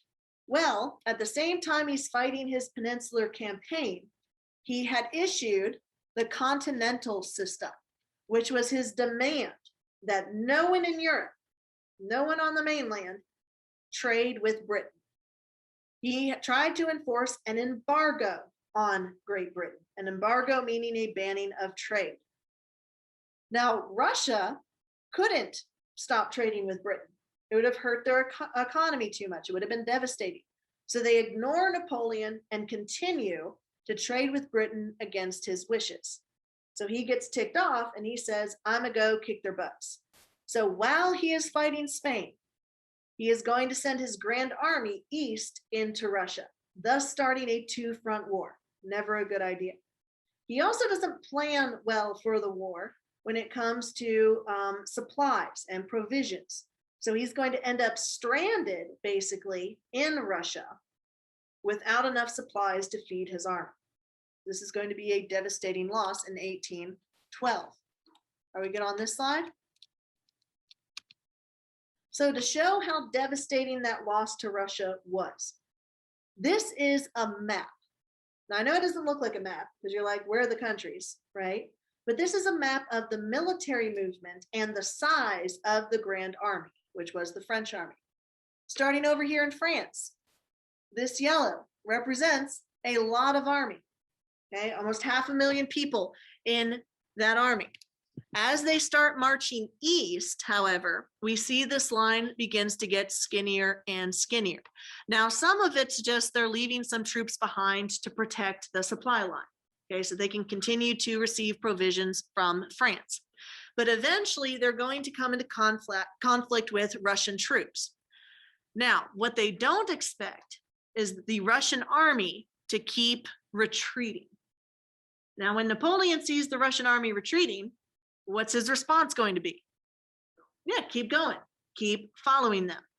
But as they follow the Russian army further back into Russia, they notice that the Russian army follows a scorched earth policy. This scorched earth policy is where the Russians, as they retreat, are going to set everything on fire. They are burning their own farms, their own crops, their own bridges, their own infrastructure. Now, why are the Russians setting themselves on fire? Good. It's because Napoleon doesn't have the resources to keep on going. Like, get resources to use the Russians. Exactly right. Napoleon assumed, because in previous wars he had done this, that as he moved further into the territory he wanted to conquer, he could just pilfer the resources in that territory. Stop at a random farm, get some of their crops, feed the army, go have you. So then you don't have to carry as many supplies. What he didn't account for was the Russians figuring out that that's what he was going to do. So the Russians set their own stuff on fire to stop the French from using it for themselves. So as Napoleon moves further and further into Russia, his army starts to starve to death. Then winter hits and they start to freeze to death, all while the Russian army is still blitzing them. Yes, the same thing did happen with Hitler with the Russian winter, because he also didn't prepare for war with Russia sufficiently. A lot of people like to talk about like how Hitler was like some sort of military genius or something, and he really wasn't. He didn't even write his own book. He just talked out loud and someone else transcribed it for him. Basically, Hitler made some really easily avoidable military mistakes. This is the anniversary of Hitler. Oh, I did not know that. Okay, it's the anniversary of Hitler committing suicide. I did not know that. He engaged in a two-front war. He invaded Russia in the winter. He was on drugs for most of his rule, like specifically cocaine, and they assume meth because meth was created by the Nazi regime. Like they literally made methamphetamines to give to their pilots and their soldiers to keep them awake so they could keep fighting. So Hitler was, off his rocker. Okay, and also like super racist. So Hitler is canceled. So as they move further into Russia, they're starving, they're freezing, they're losing, they're eating their own horses. But Napoleon keeps going because he tells himself, if I can just get to Moscow, then Russia will surrender and I will be victorious. So he gets to Moscow and he's like, okay, we're going to recoup there. We're going to get food. We're going to get shelter, all of this. Well, when they get to Moscow, they find that it is on fire and there's no Russians. So the Russians literally deserted one of their capitals and set it on fire to spite the French. So Napoleon and his army settle down in Moscow and he's like, okay, I'm going to write a letter to the Tsar and say, surrender because I have your capital. And the Tsar leaves him on red. So eventually Napoleon's just like, okay, I guess I'll go home. So he takes what remains of his army. And look, by the time they got to Moscow, this is a really skinny gold line. Started here, big thick line. Now we're at the skinny line. So this line in black demonstrates the march back to France. And we're going to see, predictably, that due to the elements and the lack of provisions, it is going to get smaller and smaller and smaller until finally, this is all that's left of the Grand Army. You go from this big thick line of gold to this itty bitty little line of what's left. Devastating blow to Napoleon. And it also shows the coalition that is formed against him that he can be defeated. Okay, so this is going to allow the other European countries some morale in order to finally defeat him. So after 1812, in 1814, the Allied coalition of Austria and Prussia, which Prussia is what is going to become Germany in the 1800s, and Great Britain, the country that Napoleon tried to embargo, are going to defeat, finally, going to defeat Napoleon. Now, once they defeat him, they don't want to kill him because he's still like super popular. So they're just like, okay, we've got to get rid of him. Let's give him an island. We're going to put him on the island of Elba and say, look, stay here on this island, do whatever you want. You're not in prison, but you can't come home. Do not come to Europe, so help me God. Well, if you've almost conquered an entire continent and been an emperor, are you going to be satisfied with a dinky little island? Nope. So guess what Napoleon does? He comes back to Europe, lands in Italy. The coalition finds out, oh snap, he's back. So they send an army, okay, one guy. They send an army against one guy to capture him because he broke the rules. Y'all, no lie. Napoleon convinces the army that was sent to capture him to fight for him. And he marches that army back to France and he wages war for 100 days. No lie, he took the army that was supposed to capture him and used it against the coalition. Unfortunately for Napoleon, at the end of that 100 days, he is still not going to be successful. Once again, the coalition succeeds in defeating him. And this time, they're not going to give him a nice, pretty island and just hope he stays away. They're going to imprison him on the island of St. Helena to make sure that he can never come back. So the French Revolution is officially over. They went from the Bourbon dynasty to a constitutional monarchy to a republic, to an empire, and now in 1814, they're going to go back to being an absolute monarchy. But to restore the Bourbon dynasty, can they put Louis XVI back on the throne?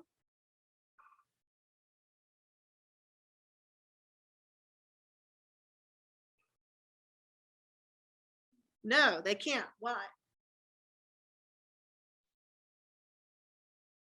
He did, y'all. They executed him. Robespierre and the Jacobins executed him and Marie Antoinette. Well, Louis XVI had sons, but his sons died in prison. Okay, so Louis XVII, his son, died. The only Bourbon left is Louis XVI's brother. Guess what royal name he's going to take when he becomes king? I'll give you a hint. It starts with L and ends with Louis. Louis XVIII. Okay, because remember, this isn't their birth name. This is their royal name. They can take whatever name they want. It can be the same name they were given when they were born, or they can pick their own. So Louis XVI beheaded. Louis XVII died as a child. So Louis XVI's brother, Louis XVIII, becomes the king of France. The Bourbon dynasty is restored to France. Are we good so far? All right. So we're done talking about the French Revolution. Now let's talk about a revolution involving one of France's colonies in the New World. Do y'all remember talking about Saint-Domingue? Well, Saint-Domingue is going to declare its independence and become the modern country of Haiti. Okay, now Haiti is going to be the first post-colonial, meaning post-old imperialism, independent Black-led country in the world. Now, prior to old imperialism, we had quite a few Black-led empires and countries. Okay, but we're talking about a former colony of the Europeans asserting its independence. And that independence is going to be led by Toussaint Louverture. Okay, he was a educated African general who is inspired by the Enlightenment to break off from the mother country. So in 1791, he raises an army of enslaved Africans and Maroons. Who are the Maroons?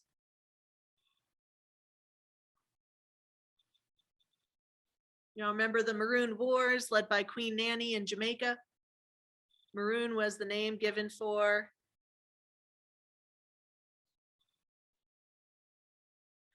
escaped slaves. Exactly right. So you have enslaved Africans and escaped slaves fighting against the French. They take control and liberate Haiti. And Toussaint leads the movement for the creation of a constitution, very Enlightenment ideals, right? This constitution in 1801 grants equality and citizenship to everyone in Haiti, regardless of race and gender. He is going to declare himself governor and say that Haiti is no longer under the control of France. So France says, hey, why don't you come over to France and we can talk about it? We pinky promise not to kill you. Well, they lied. So when Toussaint Louverture went to France, he was imprisoned in 1803 and then executed by Napoleon. Okay, and so France claims that now the rebellion's over and that Haiti's under their control again. Well, they were wrong, because one of his generals, JeanJacques Rousseau, continues the movement. And in 1804, he is going to make Haiti permanently free from France. Okay, so they become their own independent nation. Okay, so yay, Haiti. They end slavery, they establish a constitution. But here is the issue. The French are going to demand reparations. The French government says that Haiti owes them money for lost property. Now, what property was France referring to? They were referring to people as property. They're referring to the loss of slave labor from that revolution. So even up until modern times, into the early the late 1900s, for years, Haiti was forced to pay money to France because of slavery. So Haiti, unfortunately, is going to suffer economically as a result of that. Whereas in comparison, the French economy is going to increase following the French Revolution. So comparison, that's one of our main historical thinking skills that we cover in this class. So here in this slide, we see the similarities between the Haiti and French revolutions. Both were inspired by Enlightenment ideals. Y'all, every single revolution in period 3 is inspired by Enlightenment ideals. Both fought for increased freedoms and rights for their citizens. Here's where they differ. The Haitian Revolution was led by slaves. The French Revolution was led by the Third Estate. Now, the Third Estate was made up of peasants and people with very few rights and very few resources, but being a peasant is not the same as being a slave. Haiti was left in poverty after its independence, whereas the French economy recovered following their revolution.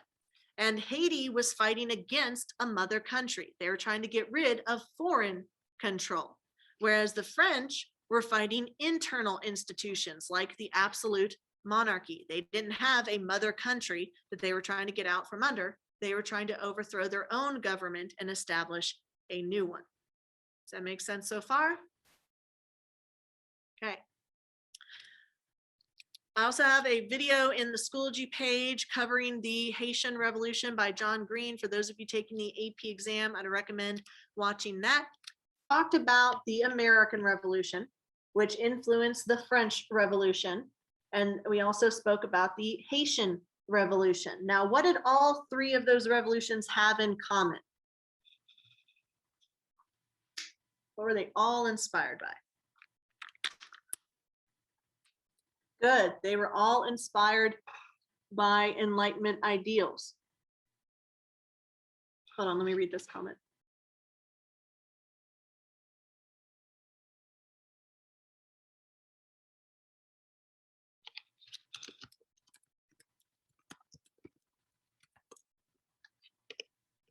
They were all inspired by Enlightenment ideals, like the rights to life, liberty, and property.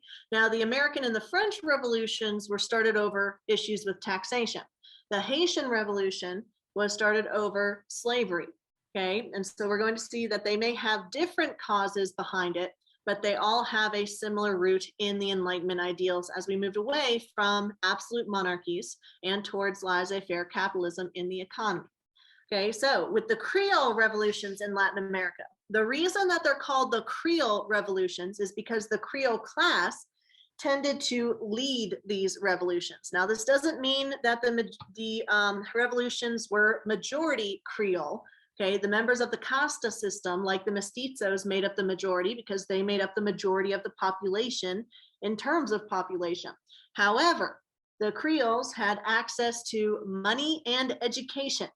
So they are going to be the leaders of these revolutions because of the access to resources that they get from their position in society.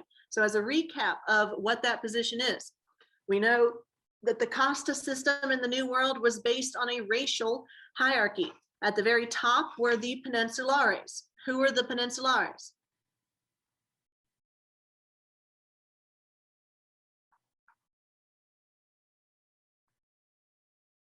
People from Europe, and they were born on the Iberian Peninsula, hence being called peninsulares. Okay, so they're of European descent, born in Europe. They differ slightly from the Creoles. Who were the Creoles?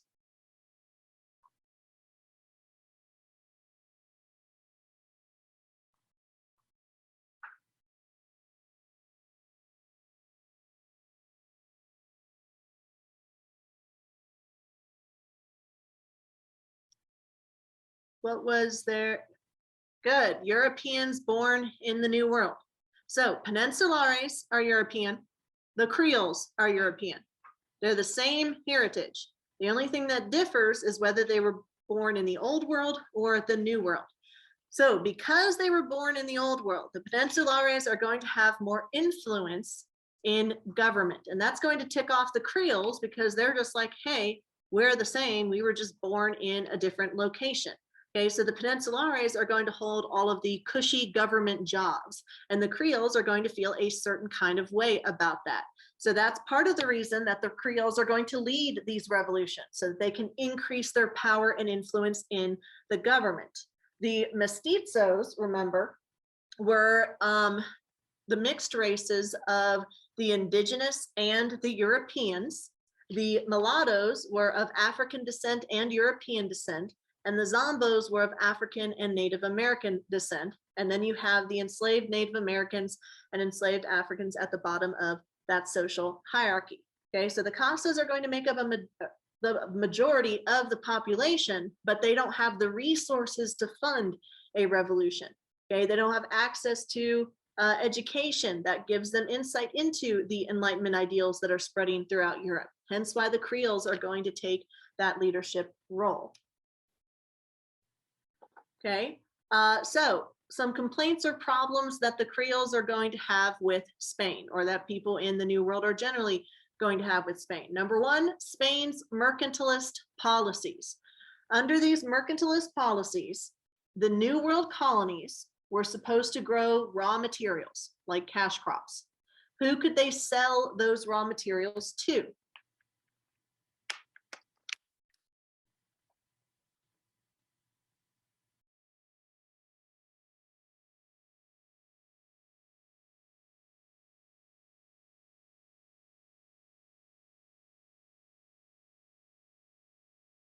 Only the mother country, exactly right. Okay, because under mercantilism, the purpose of the colonies is to enrich the mother country, and that's it. They're not supposed to enrich themselves, they're supposed to enrich Spain. Okay, so they are forced to give their raw materials to Spain, and then they're forced to buy manufactured goods from Spain. Okay, so all of this benefits the mother country at the expense of the colonies. So there's an economic reason behind their revolution. There's a political reason behind their revolution. The Creoles want more power. The mestizos want more representation. And wouldn't you know it, the Enlightenment values are all about representative government. So they're going to try to break away from the absolute monarchy of Spain. So the first revolution that we're going to focus on is the Mexican Revolution. So if y'all look at these notes, they go in this order. First, we start with Father Hidalgo in 1810. Then we move into Colonel Iturbide. Then we move into Cadillo Santa Anna. And then finally, we're going to end with Benito Juarez. Okay. So Father Miguel Hidalgo in 1810 is going to lead an independence movement. Now, what does the term or the title father indicate about Mr. Hidalgo? Is this referencing that he has a lot of kids? Good. It indicates that he was a Catholic clergy member. So he is a Catholic priest. He is going to lead Native Americans in Mexico and mestizos in this drive for independence. Now, they need the support of the Creoles because the Creoles have money, they have resources, they have political clout. Okay, so at first the Creoles are going to be on the side of Father Hidalgo because they too want to break from the mother country. However, the mestizos and the other revolutionaries start destroying property. Okay, the Creoles are the ones who own property. And so they're going to see this as a threat to their material wealth, and they're going to pull back. Thus, Hidalgo's independence movement is going to be unsuccessful, and he will be captured and executed. But then 10 years later, approximately, we have yet another independence movement, and this is going to be successful. Agustin de Iturbide in 1821 is going to lead a successful breaking off from the Spanish government to form a republic. Now, he was a Creole colonel. Okay, so again, we see the Creole level of the casta system leading these revolutions. He's also going to be a military general. We know that typically in history, whoever controls the military tends to control the government. We saw this with Napoleon. We saw this with Julius Caesar.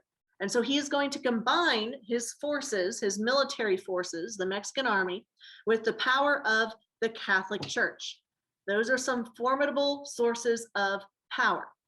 With the backing of the Catholic Church, he is going to declare himself the governor of the Republic of Mexico.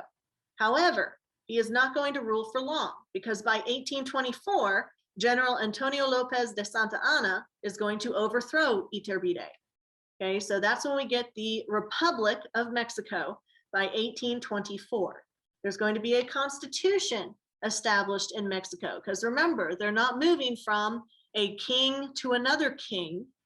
There's democratic ideals in the Enlightenment. They're moving from an absolute government towards a representative government. Okay, but it's not going to be a perfect republic, as we can see with these issues in their first constitution. Number one, there's going to be inequitable land distribution, meaning that most of the land and resources is going to be concentrated at the top of the social hierarchy. That leads to widespread poverty. Widespread poverty means that there isn't enough educational access for the people in the lower ends of the social hierarchy. Okay, so things don't magically get better once they go from a monarchy or a colony to a republic. Also problematic within this constitution is that the Constitution of 1824 did not address citizenship of the Mexican Native Americans, the Mixteca, the descendants of the Aztec Empire. So we're still going to see a racially based hierarchy in Mexican society, even as it moves towards a republic in light of Enlightenment ideals. Another issue is that most of the leadership until 1854 is going to be military leadership. Okay, and we know that military leadership often translates into a dictatorship, like what we saw with Julius Caesar and like what we saw with Napoleon. So y'all may remember, General Antonio López de Santa Anna overthrew Iturbide. Okay, he is going to rule the Mexican government as a caudillo. I'll type that in the chat for y'all. A caudillo is a military dictator. Okay, so he is going to try and hold absolute control. He is going to also be famous for his conflict with America. Y'all may be familiar with his name from the Battle of the Alamo, okay, over the fighting of territory in Texas. Now, here's how Texas went down. Texas belonged to Mexico. Okay, that is Mexican territory, that is Mexican land. But they allowed people from the United States to immigrate into Texas. However, as the ruling country, they had certain rules for their territory, for the land in their country. Two of those rules were, if you live in Mexico, you can't own slaves. It's against Enlightenment ideals. So no slavery was allowed in Texas. Also, you had to practice the dominant religion, which, being colonized by Spain, Mexico was going to be culturally diffused into Catholicism. So you had to be Catholic and you couldn't own slaves. Well, a lot of Americans migrated to Texas so they could work on ranches, so they can own ranches, and they're going to want to bring what they consider their property. They're going to want to bring slaves into Texas. So you have Americans illegally immigrating into Mexican territory and breaking the laws. Obviously, this is going to be a problem for the Mexican Republic. So General Santa Anna is going to engage in battles and wars with the American colonists in Texas. Now, eventually, Texas is going to declare its independence from Mexico. In 1836, it's going to say, we are our own country. We're not Mexican, we're not American. We are a country in the middle of those two other countries. But Texas does want statehood in the United States. That's going to lead to the conflict of the Mexican-American War. The Americans are going to start moving further west into new territories and claiming them as their own. And that's because of an idea called manifest destiny. Now, this is a term you're going to need to know in American history. It is a huge, huge deal during the 1800s. It's basically new imperialism, but the United States. Remember that in old imperialism, there was no United States to colonize. Now, in new imperialism, the United States is going to begin colonizing just like the Europeans. Okay, so manifest destiny is the idea that Americans had that they were supposed to expand over the continent, over all of North America and even South America, that the entire Americas was to belong to them. Well, what gave them the right? They claimed that God gave them the right, hence manifest destiny. It is our destiny under God to take as much land as we possibly can. And they claimed that it was under the guise of spreading civilization to peoples that they considered uncivilized, like the Native Americans, quote unquote. And so that manifest destiny is going to allow them to justify a lot of the taking of territory that they do from the Native Americans and from the Republic of Mexico. So speaking of, there was a brief Mexican-American War between 1846 and 1848. Who won the Mexican-American War?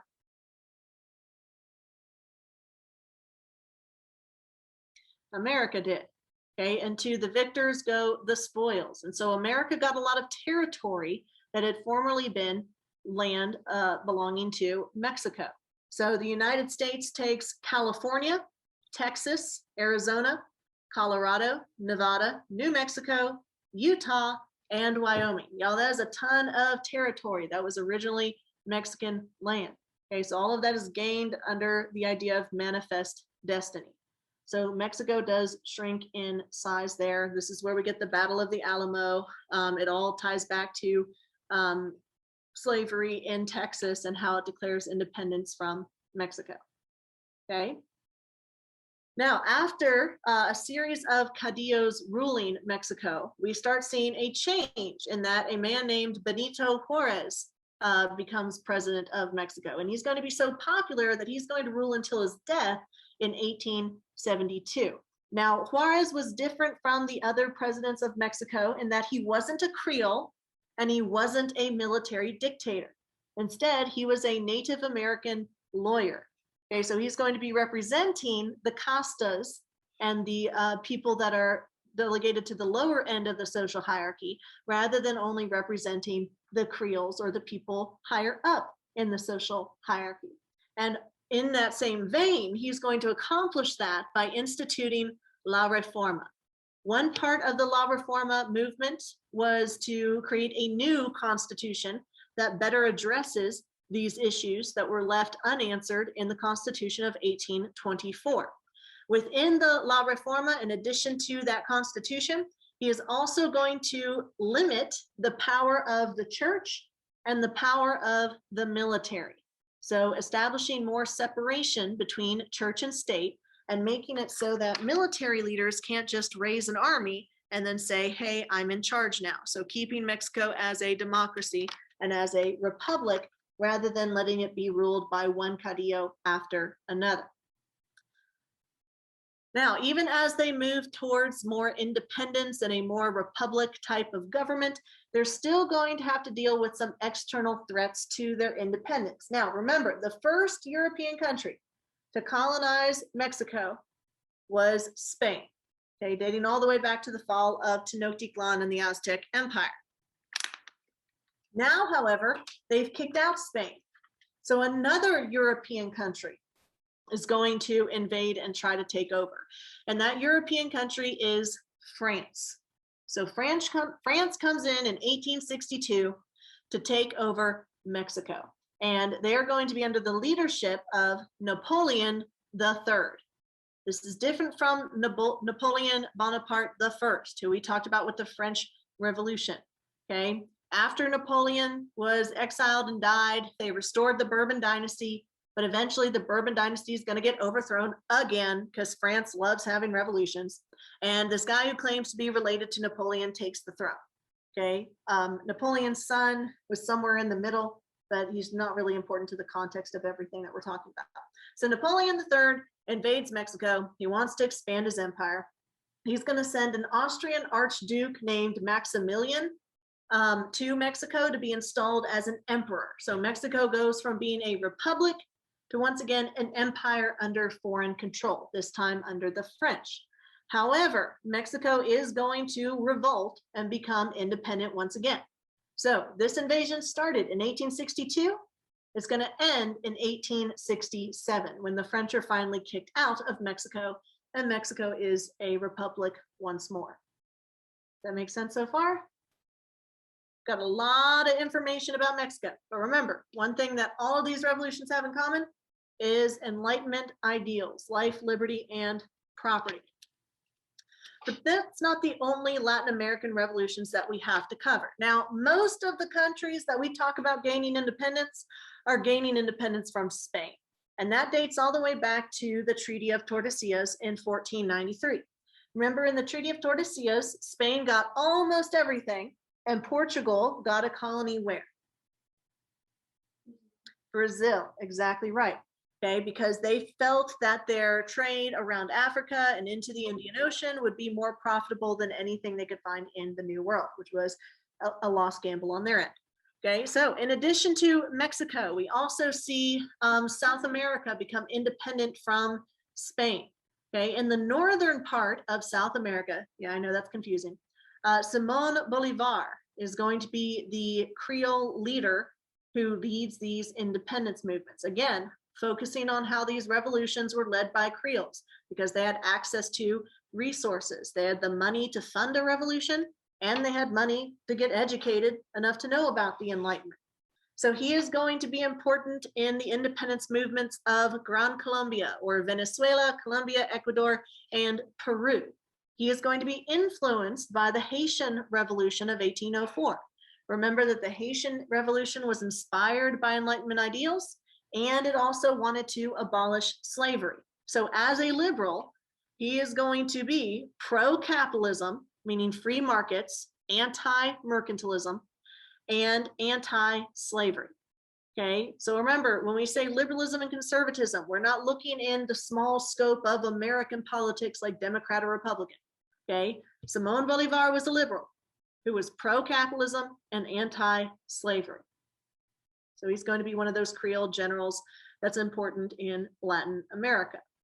Now, in the southern part of Latin America or South America, we see another Creole general helping with the independence movements, and that is José de San Martín. Okay, like Bolivar, he is a Creole general. Okay, he is going to be important for setting up independent governments in Chile, Bolivia, Argentina, and Peru. Now, what's noticeable here is that in Mexico, they went from an empire to a republic. Under Simón Bolívar, they went from following a king to having a republic. Under San Martín, they went from following a king to having a republic. So when we see this change over time, they go from being an absolute monarchy to being a democracy, more democratic government. Okay, that is a big note to make. by 1825, we're going to see that most of Latin America, or sorry, most of Spanish America, that's a key point there, Spanish America has become independent. Because remember, not all of the territory in the New World belonged to Spain.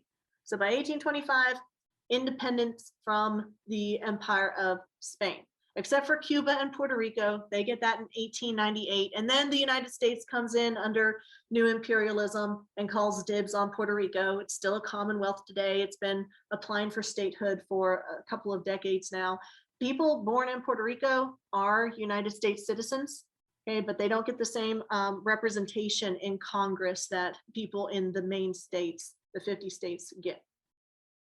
Okay, so the reason that I made that comment about Spanish America becoming independent is because not all of Latin America belonged to Spain. Okay, so now we get to talk about Brazil. Now remember, Brazil was a territory of Portugal, dating back to the Treaty of Tordesillas. Now Napoleon I, remember him, French Revolution, he's going to want to conquer all of Europe. Part of his plan to conquer all of Europe was the Peninsular Campaign. Remember where he moved into Portugal by saying, hey, Spain, is okay if I pass through, and then turned around and invaded Spain. So in 1807, Napoleon takes his army into Portugal, and the monarchs of Portugal are going to run away. So King John VI of Portugal flees to his colony of Brazil. But remember, Napoleon is eventually defeated in 1814 by the coalition of Europe. And so he's going to be exiled. So once that's over, once Napoleon's defeated, King John VI returns back to his throne in Portugal. But he leaves his son, Dom Pedro, behind to rule for him. Now, does Dom Pedro have absolute power? No, he's basically a governor. He basically works for his father. And he's going to feel a certain kind of way about that. He's going to say, why should I rule for my father in Brazil when instead I could just be emperor of Brazil and declare independence from Daddy Dearest? Okay, so he is going to side with the Creoles in Brazil to declare independence from Portugal in 1822, thus moving from being the governor of Brazil to becoming the emperor of Brazil. Now, this is where Brazil differs in a big way from the other Latin American independence movements. Did any of the other Latin American countries establish an absolute monarchy? No, they all established republics. Now, granted, some of those republics were ruled by military dictators, but for the most part, they're doing republican or democratic representative government, okay? So that is one big difference between Brazil and the other Latin American revolutions. Okay, this one establishes an empire with an absolute ruler, Emperor Pedro I. The others establish republics. Another big difference between the Latin American revolutions and Brazil's revolution is that it was a largely non-violent revolution. Okay, if we look at the revolutions that occurred in the New World, the American Revolution was violent. There was a whole war. The Mexican Revolution was violent. Okay, all of these areas, you had military generals leading the fight for independence. In Brazil, instead, you had an emperor who had the right to that territory anyway through heritage, basically telling his dad, hey, I want to rule this as my own thing. You go off and be king of Portugal. So largely nonviolent and still absolute. Now, because it was absolute, it's not going to implement many Enlightenment ideals off the bat. Enlightenment ideals are going to be much slower to infiltrate the government and society of Brazil. That's part of the reason that it took them so long to end slavery. Remember, Haiti ended slavery in 1804. The United States ended slavery in 1863. We see a general trend, a global trend away from coerced labor. Not so in Brazil. They are the last country in the New World to end slavery. Because whereas all the other Latin American revolutions established republics under Enlightenment ideals, one of which is being against slavery, Brazil was still established under an emperor. So it takes them longer to, it takes them longer to end slavery. Finally, by 1889, they are going to declare themselves a republic. And so today they have a president, not an emperor. The current president being Jair Bolsonaro. Some people have compared him as like the Brazilian version of Donald Trump. Okay, so they do have a president rather than an emperor, although he also was a former military there. Are we good so far?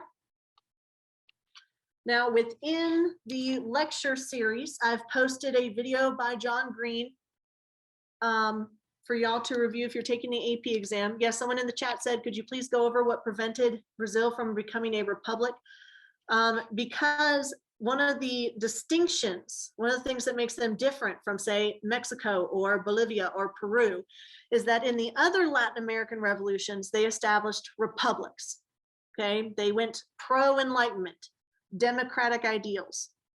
Under Brazil, they still had an emperor. They still had a monarchy rather than a republic or democratic ideals. So because of that, you could see why other Enlightenment ideals were slow to come to fruition. Whereas like Mexico in 1824 said, okay, slavery bad. Okay, in 1888, that's how long it took for Brazil to finally end slavery. So they're the only Latin American revolution to still have a king or emperor in charge post-revolution.